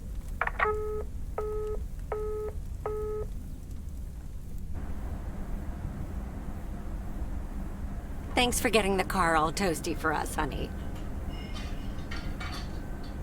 You're very welcome, dear. It's my pleasure. We've been doing this for decades now.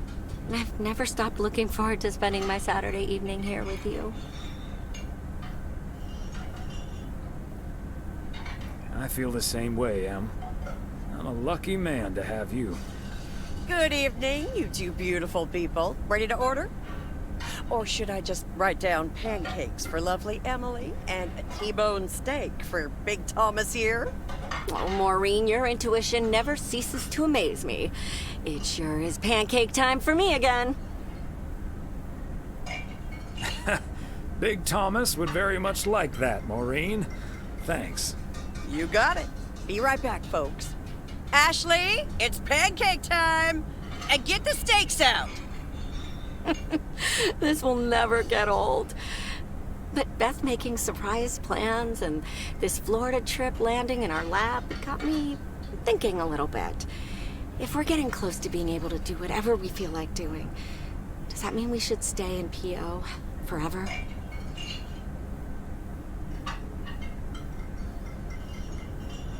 And move closer to Meredith? To the big city? No. I need space and fresh air and warmth. That's the nice thing about Florida. And it's not like your arthritis will stop acting up in weather like this. I am looking forward to that Florida trip the more I think about it. It's a perfect opportunity to test the waters. Oh, wasn't it nice the way Meredith reacted to the news? Although I'm sure she's a little envious.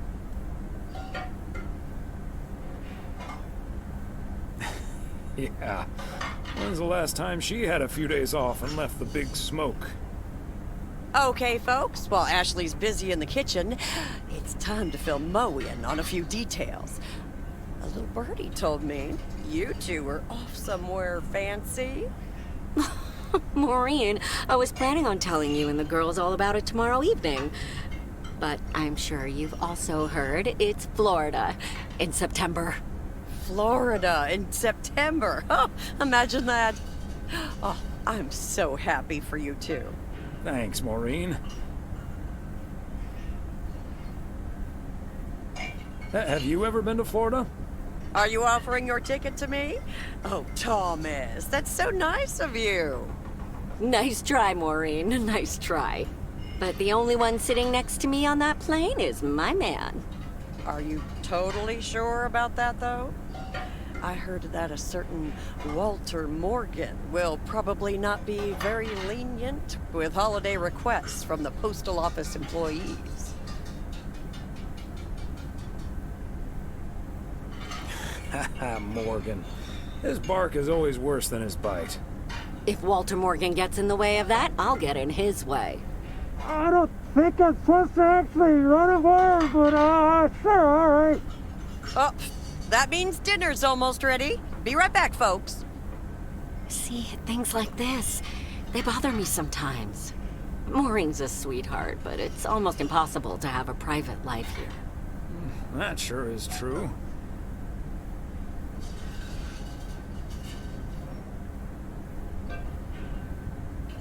Would be nice to walk around somewhere without everyone calling you mailman.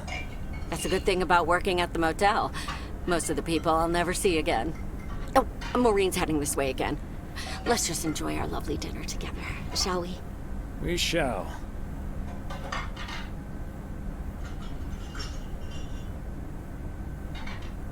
Have I already told you that you look wonderful tonight? Look alive, folks. 2 plates of the good stuff.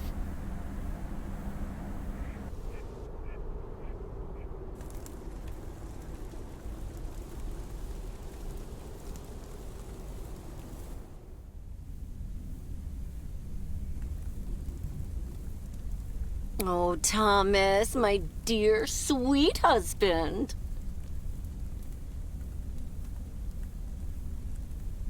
The one and only. No autographs. Oh, the sweetest man alive. Always prepared to help out anyone who asks for a favor, even on his Sunday off. Okay, Em. What needs doing? The motel called, and, well, the TV crew would very much like to rent some movies from the Flick Shack today. But I couldn't just let poor little Angie ferry them over in this weather, so... So you promised them I'd do it? Bingo! Would you, dear? Pretty please.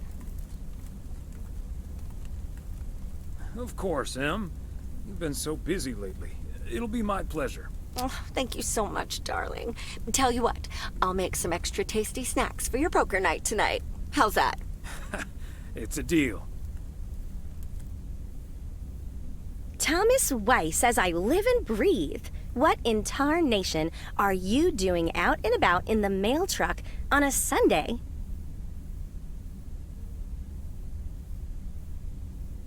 What? Coming over to see my favorite video store clerk isn't reason enough? No, but seriously, you've come to pick up some movies for the KNW6 crew, right?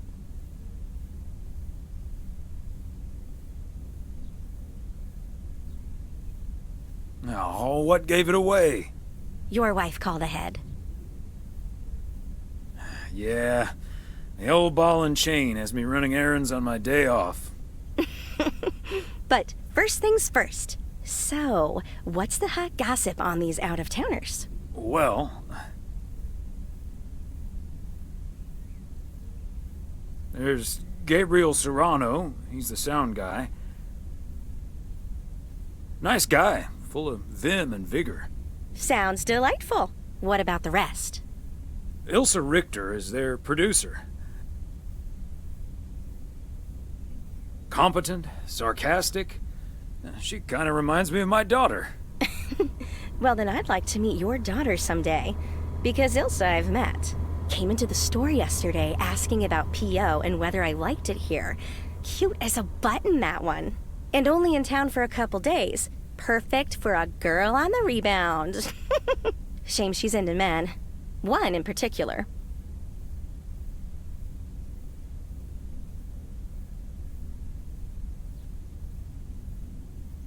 Really? Which one? The way her eyes lit up when she mentioned that colleague of hers, Gabriel. Trust me, a girl knows. So anyway, let's get down to brass tacks. According to Emily, our intrepid reporters have 2 rooms equipped with VCRs between them. One for Connor Price, KNW6, and one for Ilsa Richter. Great. I know what we should get for Connor.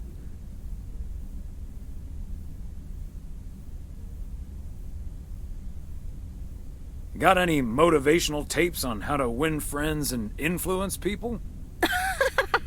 Great idea. But Connor's already made his pick. Octopussy. It says it's James Bond's all-time high. I guess they forgot about that time he went to the moon. Fine by me. And what did Ilsa choose? That's where we come in. See, she wants us to pick the movie she'll be watching with her colleague, Gabriel. Thomas, she wants us to pick the movie she'll be watching with Gabriel. Your putting emphasis on seemingly random words has not helped me grasp what you're suggesting. No, I think you get it. We can guide Cupid's arrows in the right direction, if you know what I mean, by picking a lovey-dovey movie. After all, 'tis the season.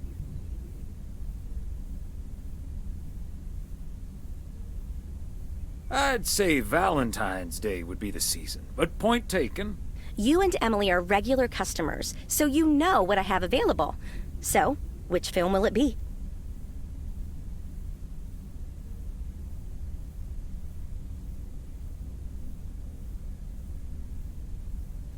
Let's go with Love Story.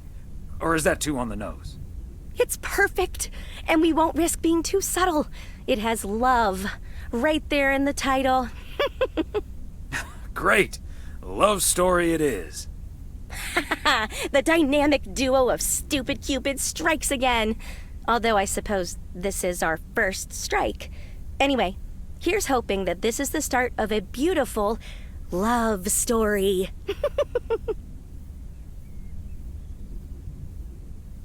I have a good feeling about this.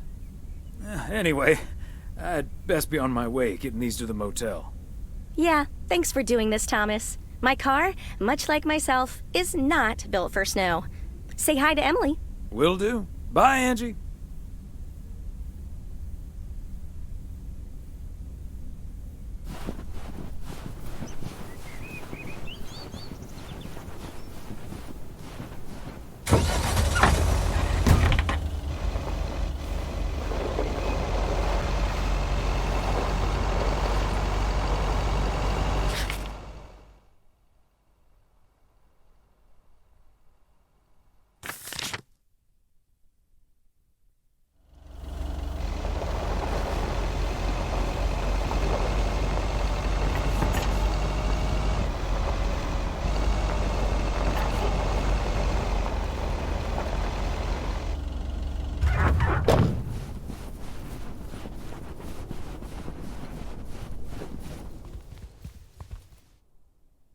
Special delivery. I need the room numbers for Price and Richter. Just drop them off at number 6. That's Richter. She'll take care of it. Thank you. Yes, don't get up now. I'll take care of it.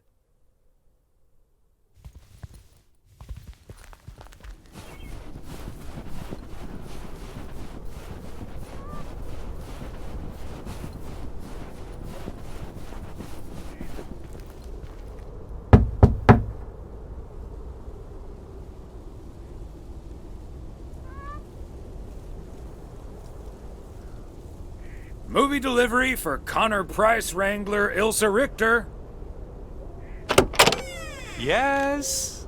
Oh, excuse me, Mr. Price. I thought this was Ilsa's room. No, that's room 9, but think nothing of it, my guy. Ooh, you got me my Bond movie.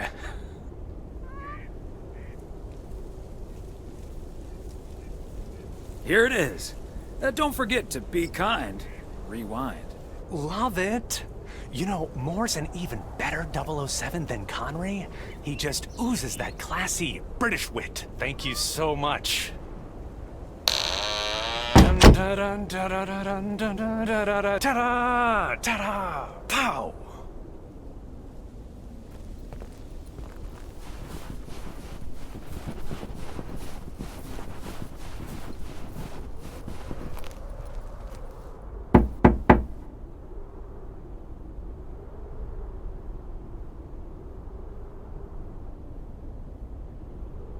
A movie delivery for Ilsa Richter. Yay! Good to see you, Thomas. So, what movie did you and Angie pick for me and Gabe? Here you go. Love story. Haven't seen this one. What's it about? Tennis?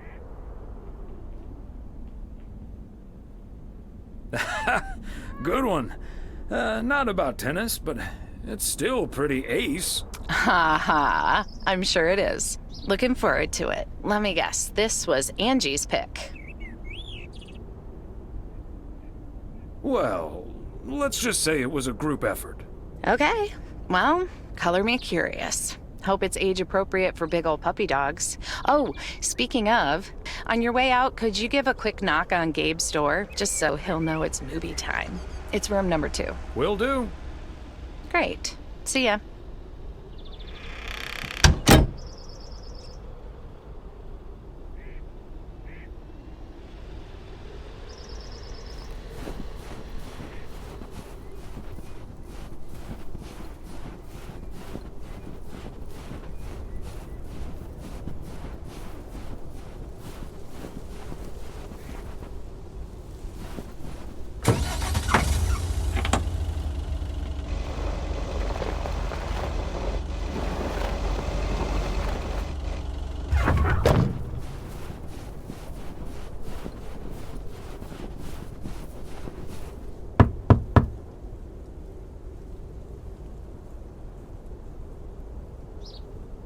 It's movie time, Gabe. Get your butt over to room number 9. Thanks, Thomas. I'll be right over. My work here is done.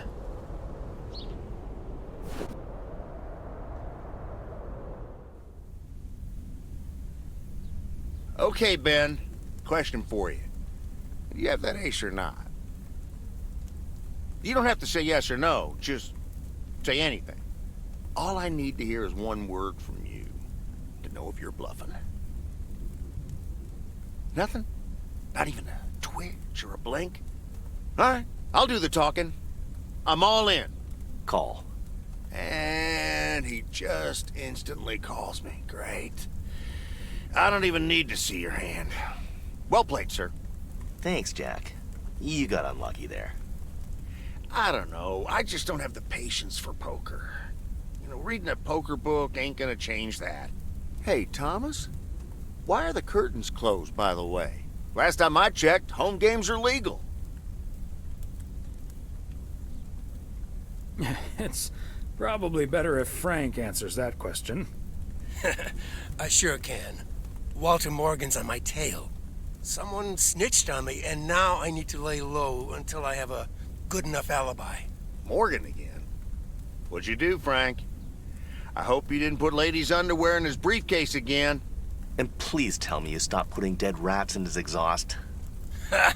The classics. No, I didn't prank him at all this time. He's just out to get me. All I did was sell fireworks to someone. He said something about that being my 3rd strike. I might actually lose my job, fellas. Don't you think he's bluffing, Frank? I'm afraid not, Thomas. I'm not gonna call his bluff in any case. I just need a plan. I'm guessing they don't have any photographic evidence. Pictures of you selling these fireworks? Just that there's a guy fitting my description. What are you getting at? I might have a little plan. But let's first play a few more hands. I'm down almost $30. One sec, Jack. Frank, I'm curious. We know Walter Morgan has a few reasons to dislike you. Why do you dislike him? I could tell you why, but it's not a pretty tale. And it better not leave this room, kitchen. Sure, Frank. My lips are sealed, for once.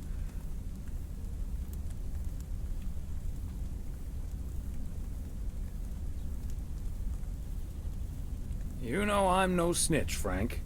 Thanks, boys. All right, so this one time back in the summer of '69, it was before I started working in PO. There were a couple of pesky stray dogs wandering around HQ.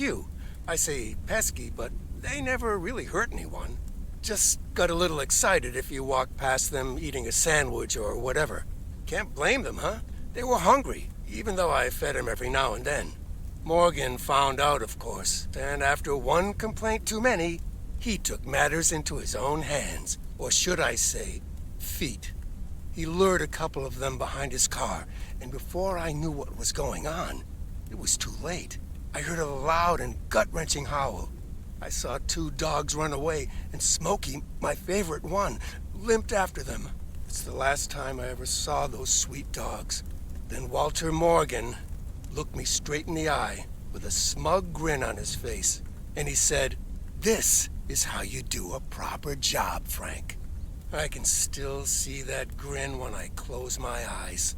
Okay, that does it. Walter Morgan is now on my eternal shit list, and I'll make sure the rest of PO knows about it. Poor Smokey. Dogs can survive a broken leg, right? What a despicable human being. I can't believe he did that. Well, he didn't. I was joking, of course. I don't really have a good reason for disliking Walter Morgan. That boring old pencil pusher just rubs me the wrong way. Damn it, Frank, you had us good. Okay, folks. Ante up. Here we go again.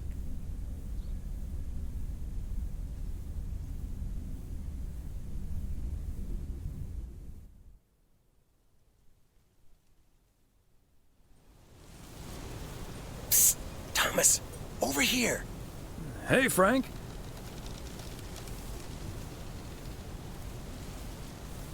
Thanks for filling up the dumpster. I wish that was all I was doing here. I'm trying to stay out of sight. Looks like Morgan will be at the post office all day. Listen up. Jack and I cooked up a little plan. I'm sure Morgan will be gone soon. But I gotta get out of here now. You haven't seen me.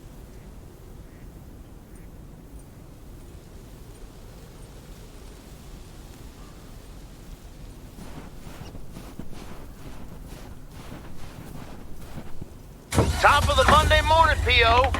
We're starting this week with a warning from Lucinda. P.O. positive or pet peeve? Hi, Jack. KNW6 TV crew's filming in P.O. yesterday with Connor Bryce. McGill's got such a great price on this house when the Sugarmans moved away.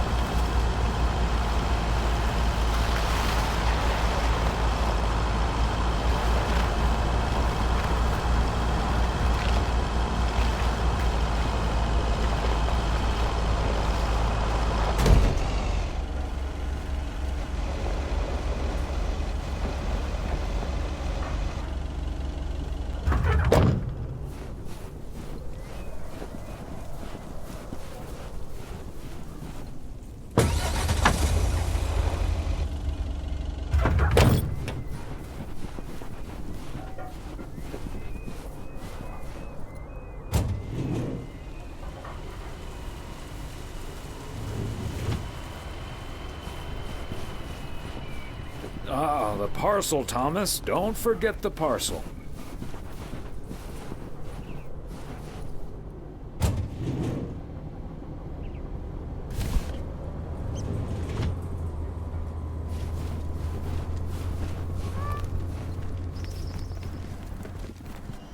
Hi there, ladies.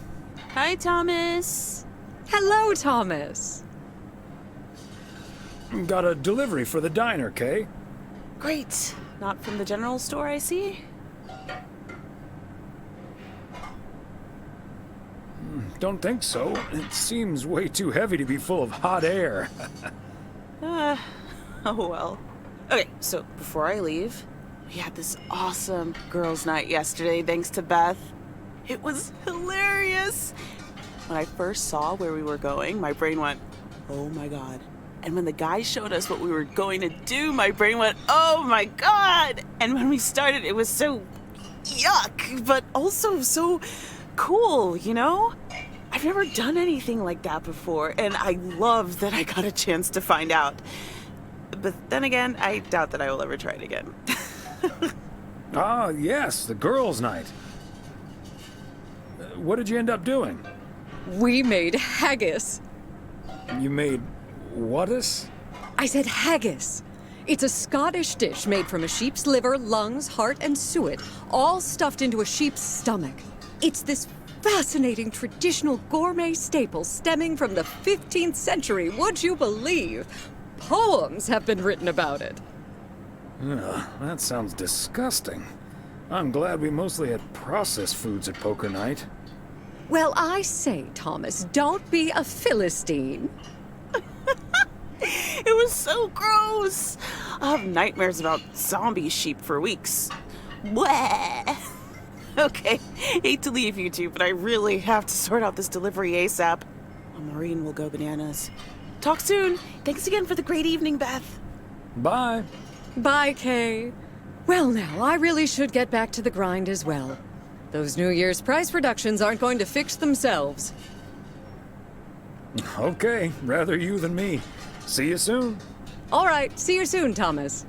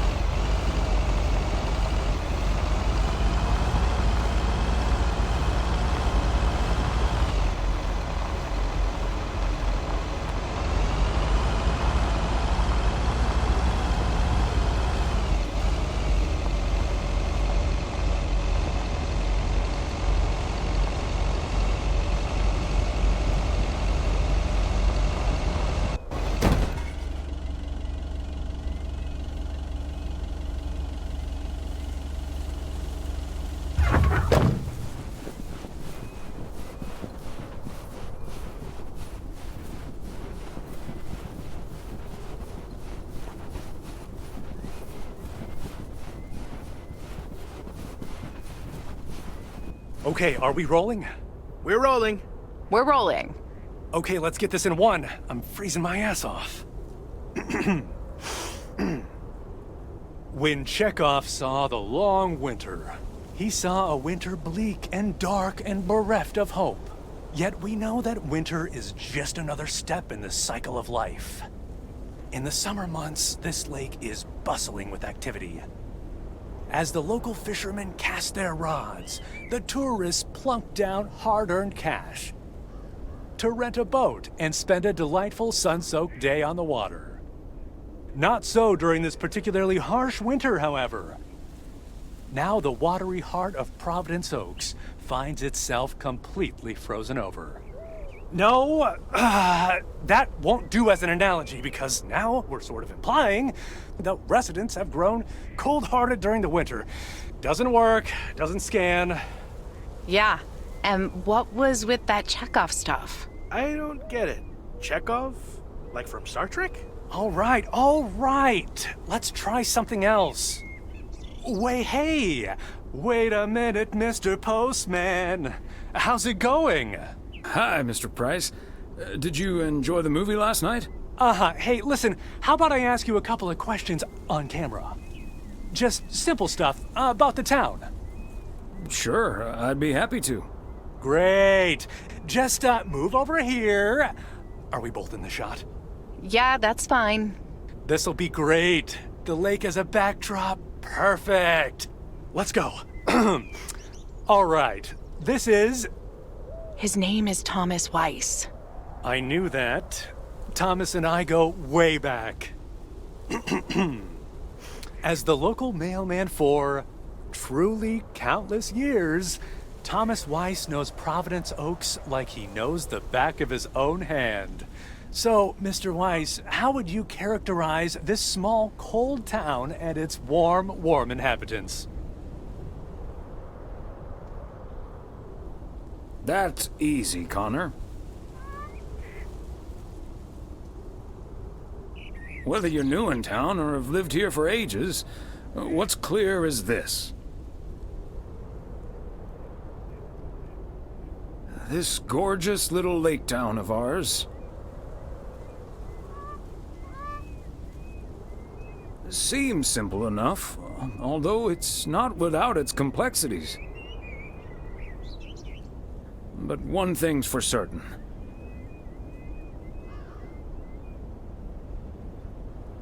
When the low winter sun hits that shimmering water just right, you realize Providence Oaks is breathtaking. And wherever you are, or whatever you face,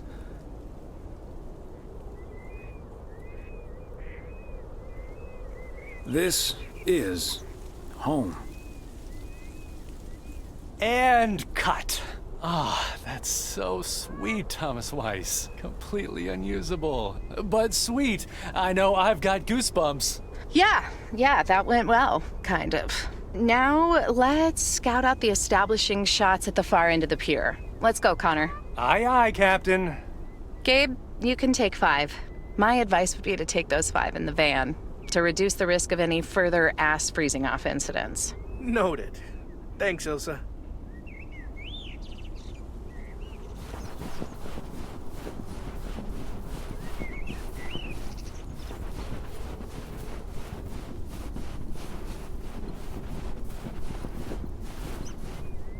Yeah, my man. Nice little interview back there. Let's hurry this up, okay, Ilsa?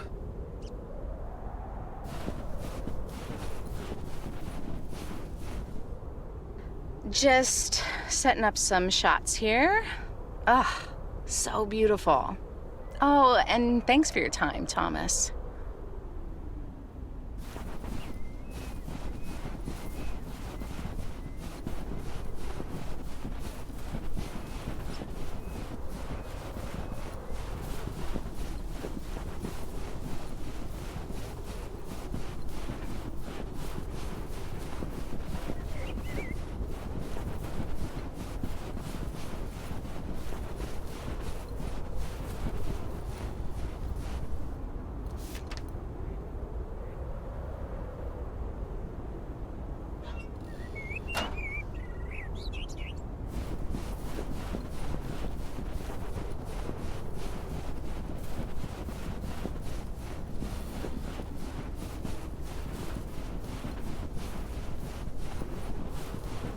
Mr. Weiss. Thomas, sir. Hi, Gabriel. What's up? Just that, well, we'll be ringing in the new year right here in Providence Oaks. So, my mom is shipping over my tuxedo. Can you make sure it arrives okay? She says she clearly marked the package Serrano Room 2. Oh, of course. Mailman's promise. So, how did you and Ilsa like the movie? Oh man, it was beautiful. Heavy stuff, though. At the end, Ilsa totally had tears in her eyes. And, well, so did I. There is something else I wanted to ask you about. I guess I'm curious. How did you, like, woo your wife? It's pretty simple and cliched. She's my high school sweetheart.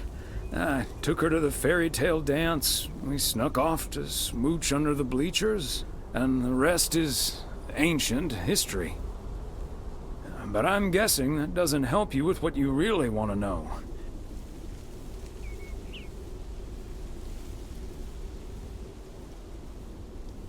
You want to know if you should make a move on Ilsa. Shh, keep it down. Don't mention her name. But yeah, I'm terrible at that kind of stuff. It's just, you seem like a Weiss man. I'd really appreciate your advice. Well, okay then. My advice is to think about how things felt last night. Let that guide your decision. It might sound corny, but you can't go wrong following your heart. Wow. And is that your definitive judgment?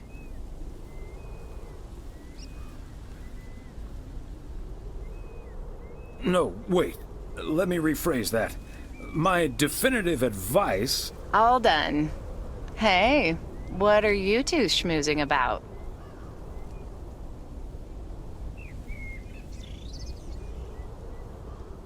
A mailman never tells. Excellent. Now start the engine, Gabriel. We're rolling out pronto. Man alive, it's cold today. On it, Mr. Price. Thanks, Thomas. You've been a huge help. So, take good care of that tux, yeah? Will do. Bye, folks.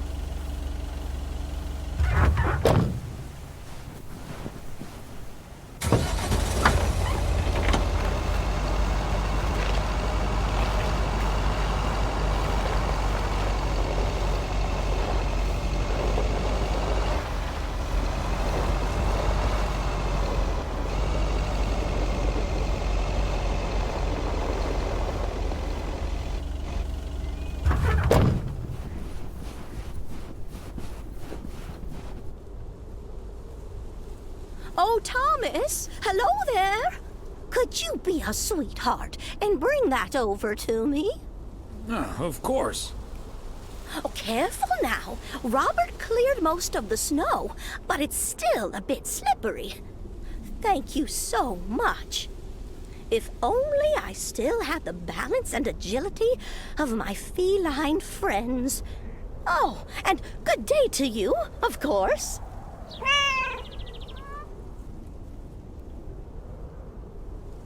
Well, if it isn't... Mortimer, right? Right you are, Thomas. You're Mortimer's favorite mailman. That's nice. Hi, Mort. Immer. Right, Mortimer. So, what do you have for me today, Thomas? Just a letter. Let's see.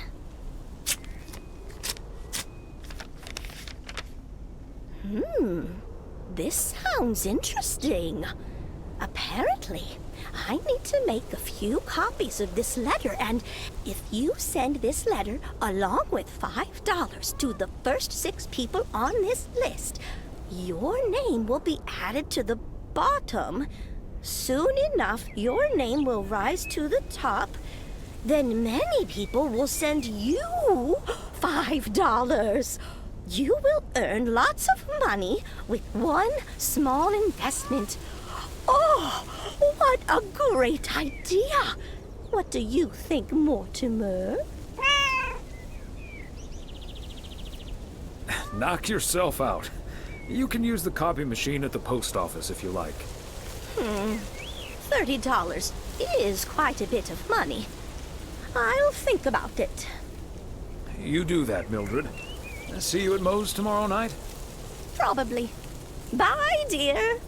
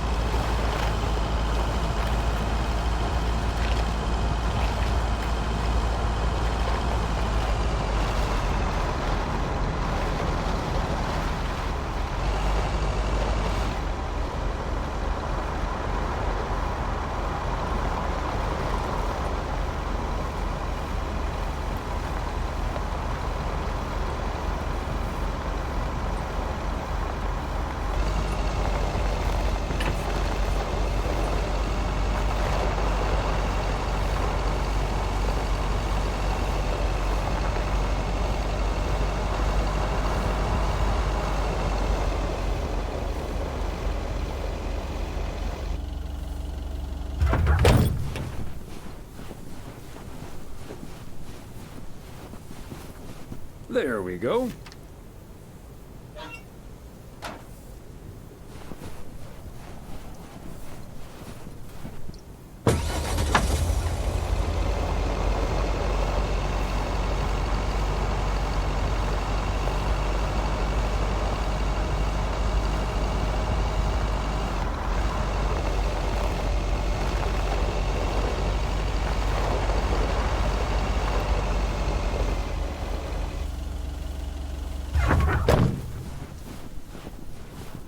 Fancy handwriting on this one.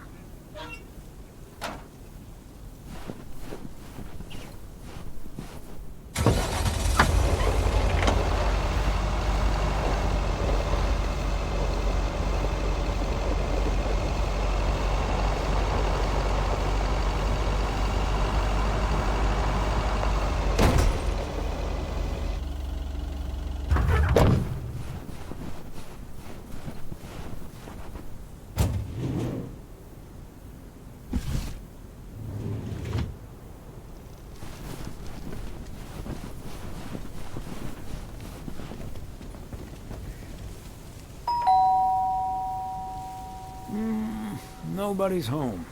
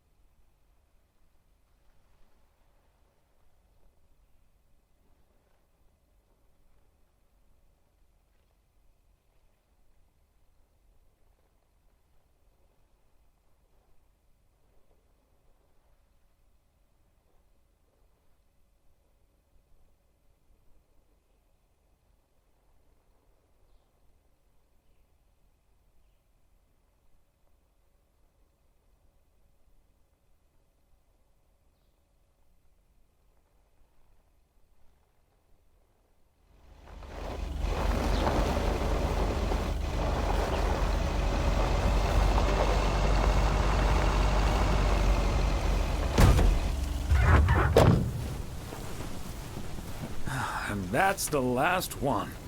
Whew.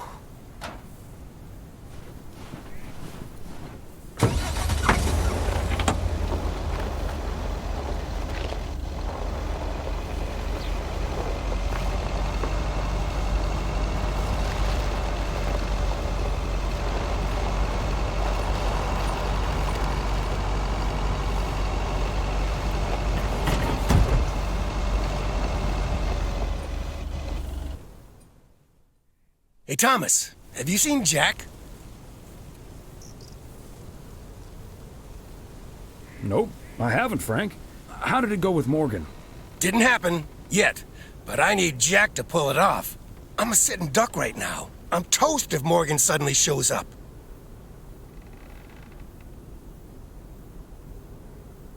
Really? What's the worst that can happen? Good afternoon, gentlemen. Sorry for interrupting your conversation. Mr. Coleman, I see you've managed to be present at the job position you're currently holding. I think it's time you and I had a little chat inside the office. Mr. Morgan, it's so good to see you again. A little chat sounds wonderful. But I'm afraid there's an extremely urgent parcel I have to deliver right now. So stay put, and I'll be back in about 30 minutes. You can stay right here, Frank. I'm sure Mr. Weiss would be happy to deliver that package for you. Right, Thomas?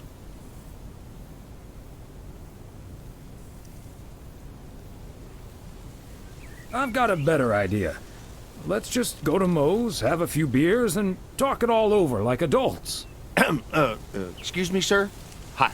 Hello. I heard you were looking for a guy in a light blue shirt with a mustache to purchase illegal fireworks in the parking lot of the post office? Well, you found him. Illegal fireworks? Who do you think I am? Sir, you don't have to keep your guard up. Frank and Thomas here both know me very well, and I'm sure they won't tell a soul about what you're doing right now. So, what will it be? I've got rockets, Roman candles, fountains, sparklers. I even have barrages that'll give you a fireworks extravaganza that you won't ever forget. I think there must be a misunderstanding here. Please, don't put Mr. Morgan in this position. If people walk by and see this, they might snitch on him and get him into trouble. He could even lose his job over this. Yeah, why don't you go inside so you can do your dealings without all these prying eyes around? I'll tell you what will happen now. I'm going to get in my car, start the engine, drive home, and pretend I did not just spend 3 days in Providence Oaks for absolutely nothing. Sir, if you take a left at the deer statue, you'll eventually pass my barn, and I can fill your trunk there in just 1 minute.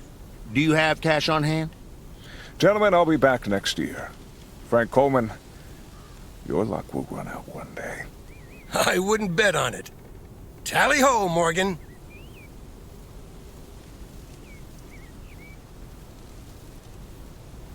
Boy, oh boy. If you can't stand the heat, stay out of the kitchen. Thanks, guys. I owe you one.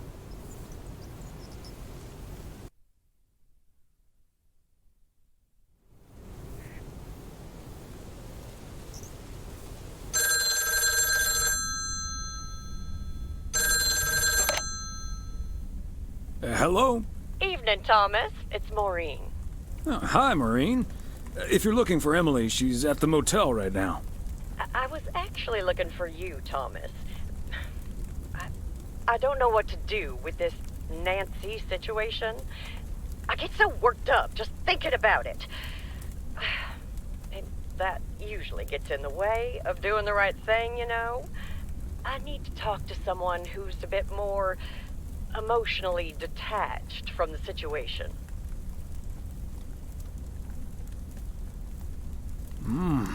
How can I help you, Maureen? Simply put, I don't know if I should give in to that Nancy Carlisle and her overpriced snacks, or tell that woman to take a hike. But then we'll end up with a lackluster New Year's Eve party.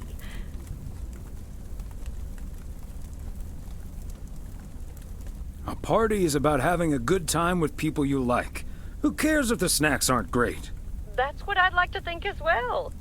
But I just don't like to disappoint people.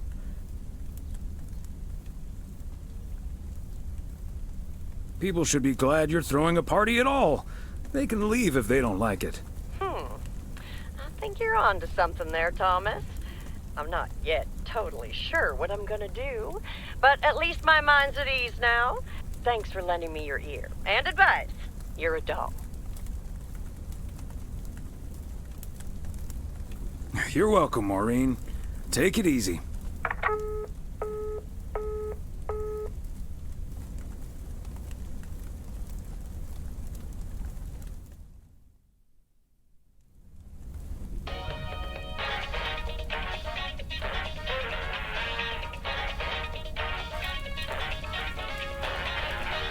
I hate to admit it, Klaus, but if it wasn't for you, I would have been a goner. Ha! You can't say that about the other guy. You betcha! You made a mess, man. Blood and guts everywhere. It's not the first time I've made Schweinbraten without cooking. Haha!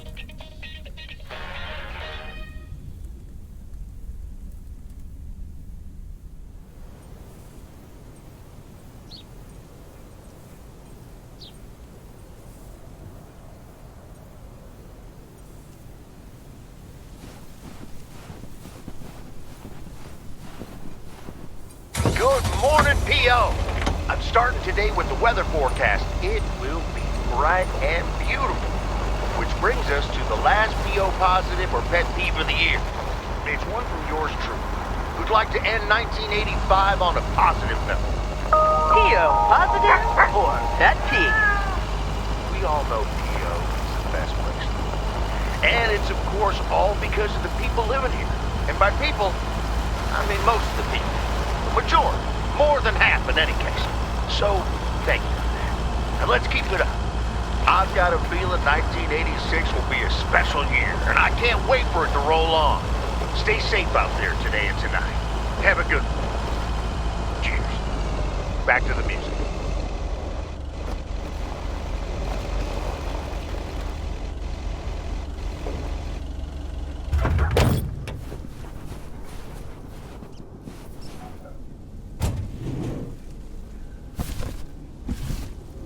Okay, let's get this to its destination.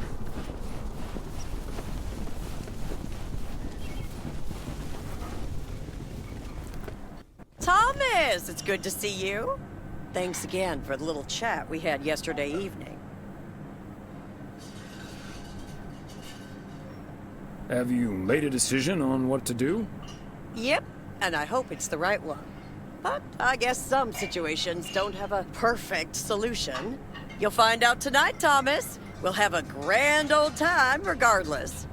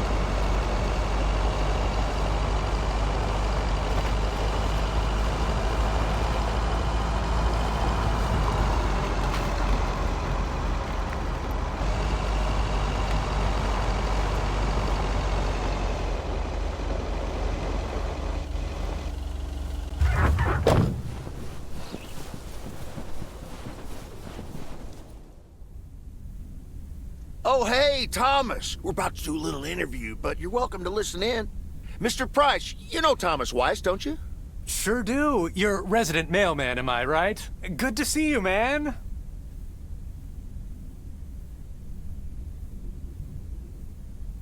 Should I just stand over here?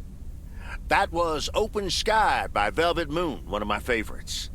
Folks, we have a special treat for you today because I have a guest here at the Reynolds studio. You know that happens from time to time, but today it's a bona fide big shot. None other than KNW6's own newsman extraordinaire, Mr. Connor Price. Thanks for having me, Jack. Always nice to talk to a fellow broadcaster. So, how long have you been doing this local show? Coming up on our 10th anniversary, Mr. Price. But you've been at KNW6 for longer than that, no? Yeah, it's been... Gosh, can you believe I started there way back in '66? As a segment producer on Portland Rise and Shine. Still remember the title of my first item, too. Is Poplin Still Poppin'? That's a great title. And yet, this is the first time you've come to Providence Oaks. First time staying a while, at any rate. So, Mr. Reynolds, how would you describe this town? Well, I'd say it's... Hey! Wait a minute. Who's interviewing who here? I'll ask the questions, thank you very much. Apologies, my friend. Just can't help myself. Always chasing the story, me. It's the commitment I've made to our viewers. The price guarantee. So, what stories are you chasing here in P.O.? Oh, you know, just trying to capture the old couleur locale. I must say, the people here are very friendly, and I hope the feeling's mutual. Right, Thomas? That's Thomas the mailman over there.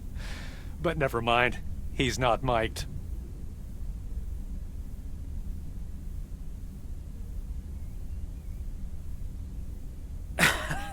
Yes, and no, I'm not. You don't say. Because we happen to have a little section called P.O. Positive or Pet Peeve. You might have heard of it? Can't say I have, but I do like the alliteration. Well, Lucinda Boyle called in a pet peeve yesterday, saying you were quite rude to her when she asked you for an autograph. Well, I'm sure that was a misunderstanding. See, I must have been on a really tight schedule, because otherwise I'd do anything for a fan. That's... The price guarantee, right? Sure. Anyway, we'll be back with Connor Price, KNW 6-star reporter, right after this. What the hell, Jack? Ambushing me like that live on air? Relax, just joshing you a little. But I'll let you plug the heck out of this Oregon Trail thing you're filming. How's that? We'll make sure everyone in town fully cooperates with your crew in the home stretch.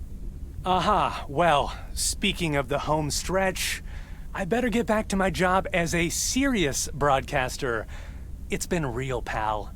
Can you believe this guy? Sheesh.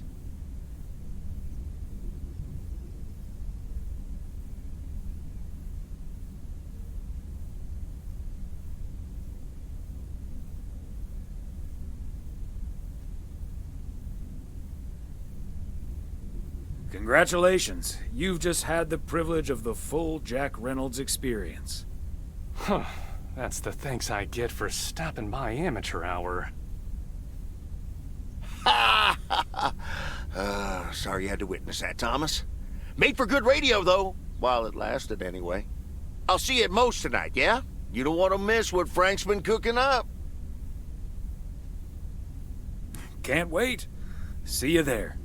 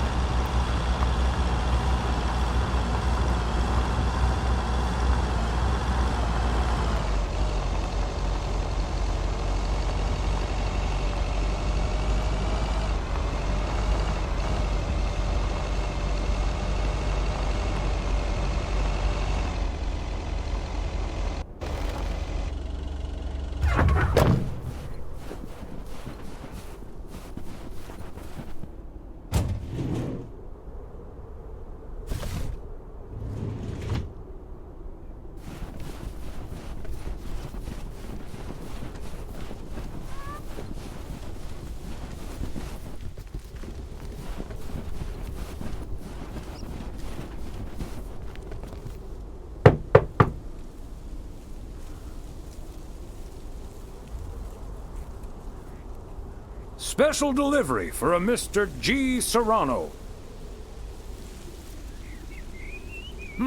He's not in.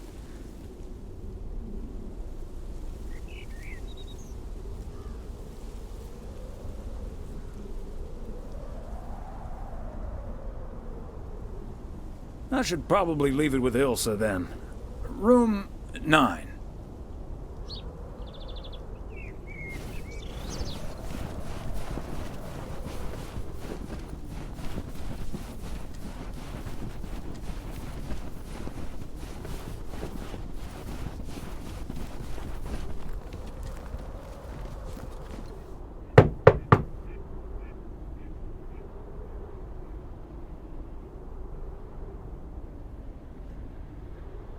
Please accept this delivery for room number 2.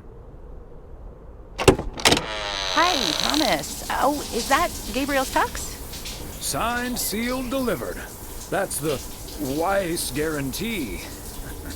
Okay, I'll take care of it. Thanks. Right then, I'll... I'm feeling fine, I'm feeling strong. It won't take long. Ooh, when I use my witchcraft. Ooh, ooh. When I use my witchcraft. Ooh, yeah.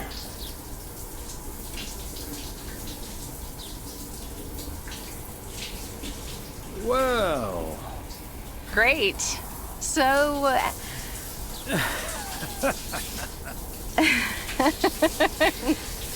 See you tonight at the diner. Oh, and thank you. My pleasure, Ilsa.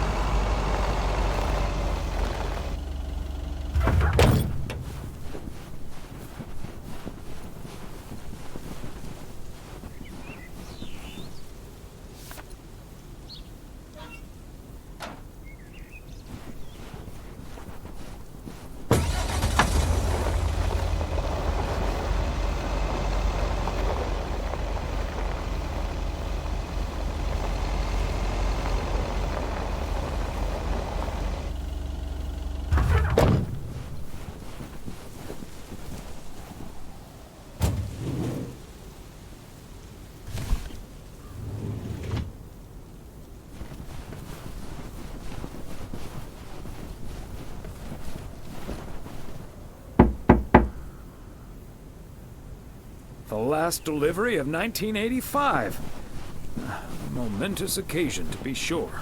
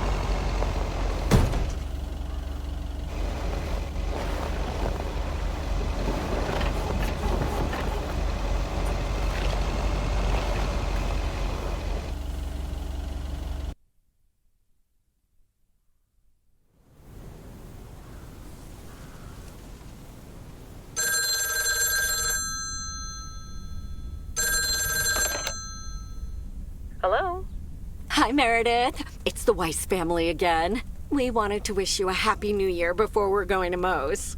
Hey, thanks. We've got a little over an hour left here before it's 1986. You'll watch out for those fireworks, won't you? They're so unpredictable. I will. I'll probably stay inside anyways.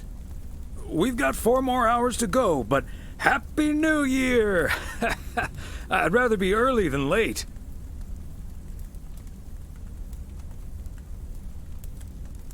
Are you going anywhere to celebrate? Thanks, Dad. We're all a bit drained after making the deadline. Some guys from the office were going to do a ER Kung Fu tournament, but I didn't feel like it. A Kung Fu tournament? On New Year's Eve? Yes, Mom, it's a video game. But Tess and I are going to watch Trading Places instead at my place. I think that New Year's Eve is overrated anyway. People seem to think it must be the best night of the year, but all you usually get is a lot of drama and a solid hangover. My New Year's resolution was not to make a big deal out of New Year's Eve anymore. And it looks like I'm not going to break it. But don't let that ruin your evening.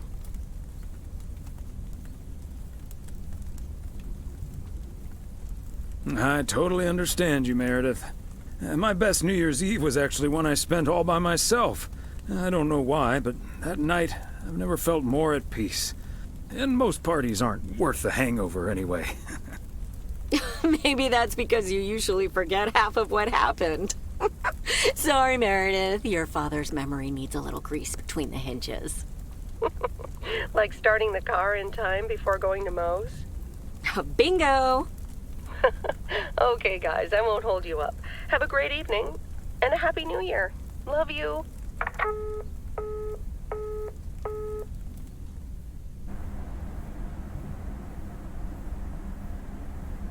My beautiful people, may I have your attention for half a minute? First of all, welcome to Moe's.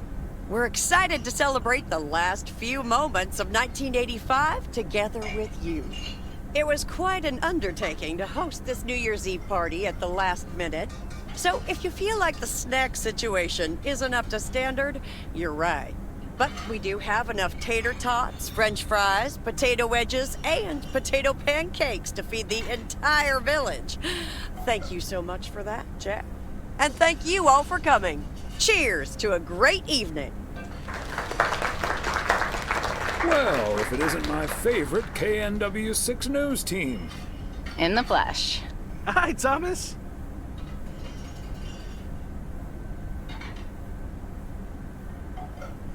Looking like a genuine love story, you two.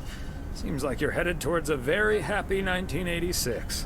Yep, and a happy 1987, hopefully. 1988, maybe? 89, 90, 91, happily ever after. Until we discover I'm terminally ill and die in your arms. Elsa, that's horrible. It's also the plot of Love Story, you big doofus. There we go. Champagne for my real friends and real pain for my sham friends. Ah, good to see you, man. So, is the segment on Providence Oaks in the can yet? Almost, my friend. Still have to shoot the countdown to the new year. Hopefully that gives us the ending we need. I've been promised a spectacle. Easy on the alcohol there, Connor. We still need you on camera. Can't have you slurring your words. Slurring my words? Whatever do you mean, Elsa? Quit fooling, you guys. It's getting close to midnight. Let's set up and get ready. Showtime. Okay, getting into character. See you on the flip side, mailman. Hi, honey. There goes that Connor Price. Would you believe the motel had to custom order a blow dryer just for him? He tipped generously, though. Oh, is that Beth sitting over there? Let's join her. Good evening, my dearest of friends. Almost time for Auld Lang Syne, eh? Did you know that Auld Lang Syne was written down by Robert Burns in the 18th century? And that he based it on an old Scottish folk song? He wrote it to a different melody than the one we sing today, but I have to say, I do like this version. And it's often sung after a special dinner where haggis is served. Would you believe?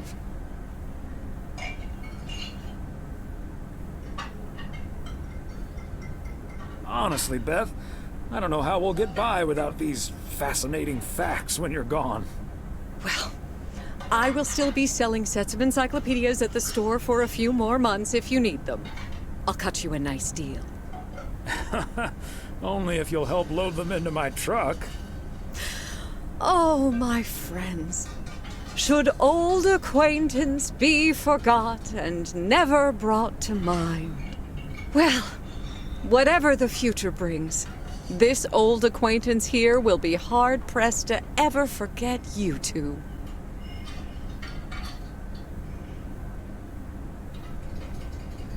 And we'll be sure to bring ourselves to mind. We sure will. We'll stay in touch. And like you said at Christmas dinner, even if the reasons for change are sometimes out of our hands, let's focus on the new beginnings that come along with them.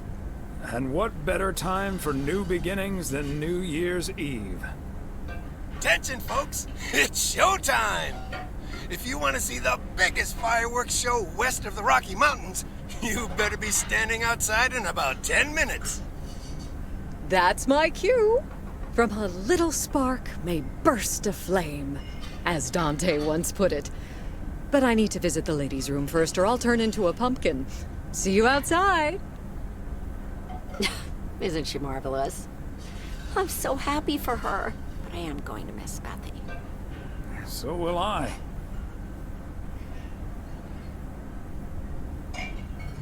But she'll still be around for a while, so it won't be too abrupt. It makes me feel a bit melancholic. Even more than I usually am on New Year's Eve. This odd feeling of looking back and forward at the same time, and now I'm doing that over a much longer period than just the coming and going of the year. I know what you mean, and there's nothing wrong with that.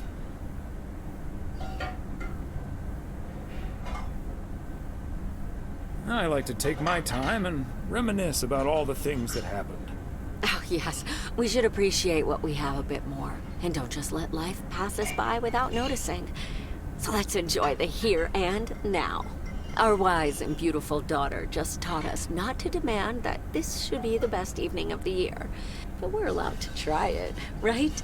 So this is where my speech ends, my dear husband. And now I need a glass of champagne. I'll drink to that, and to you, and all the good things the new year will bring us. Maureen, I need champagne. For me and my beautiful wife. You got it, sir. Just grab your glasses and join me in the bottle outside. It's less than a minute now. 20 seconds on go, Mr. Price. Go. And so, 1985 draws to a close. With mere seconds left in the year, I've been told this little lake town will strive to end 85 with a bang. In 10, 9, 8, 7, 6, 5, 4. Holy Toledo! Ilsa, are we getting this? Son of a... Somebody check on Frank!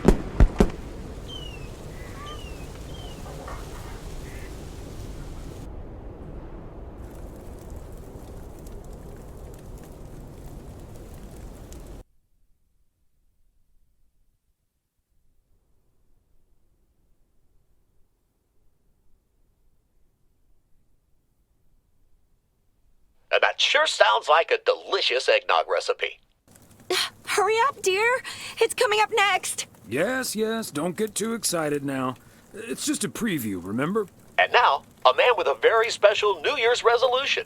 And he's going to tell us all about it. Isn't that right, Sybil? Absolutely, Bob. It's none other than our roving reporter, Connor Price. Connor, my dear, where in blazes are you? Well, Sybil, I'm in beautiful Providence Oaks, wishing you and Bob and our viewers a joyful 1986. And as for my New Year's resolution, Bob, Why, it's my very special price guarantee to all of you that I will be sharing gripping tales and intimate portraits from all over Oregon in an all-new series of special reports on small-town America. Part 1 will air tonight at 8, right here on KNW6. And it will be all about the gorgeous little lake town where I was fortunate enough to spend the waning days of 1985. Here, let's take a look at an exclusive sneak peek. Providence Oaks, an idyllic town by a lake just south of Melville. It's where this reporter counted down to 1986. And although, unfortunately, the fireworks started a little early, so we didn't quite manage to catch them on tape. Take it from me, it was quite the spectacle, courtesy of postal worker Frank Coleman. Just a faulty batch of leftover 4th of July material, I guess. Not mine, anyway. No siree. But I'm all right, folks. Really, everyone can stop calling me at home. I'm A-OK. And perhaps that encapsulates the true nature of Providence Oaks, or P.O., as it's called by those who know and love it. It's a town where, even when things don't go as planned, folks will be all right and A-OK. It's just, we help each other out. And there's nothing we can't fix. A town where first impressions can be deceiving. This town may look sleepy from the outside, but trust me, there's always so much stuff to do and take care of. Ugh. A town where generations have grown up. It's a great place to raise kids, and also a great place to have been raised as a kid. Myself, I mean. Back when I was a kid, being raised here. Was that okay? A town where patience is still a virtue. To be honest, I'm not entirely sure if this is where I'll find what I'm looking for. But I do know I can keep looking here for as long as I want, and that feels great. A town full of unique individuals that, deep down, have more in common than you'd think. The average Providence Okian probably doesn't exist. We do tend to keep to ourselves until someone needs us. Then we show up. Always. A town you can't help but love. I just think it's the best place in the whole wide world. Sue me. And where everyone has a story to tell. To me, it's all about the people.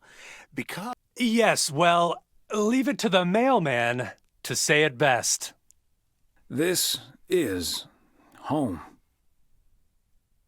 Indeed. Providence Oaks, like so many other places in our great state of Oregon, is a small town with a big heart. This is Connor Price, KNW6, P.O.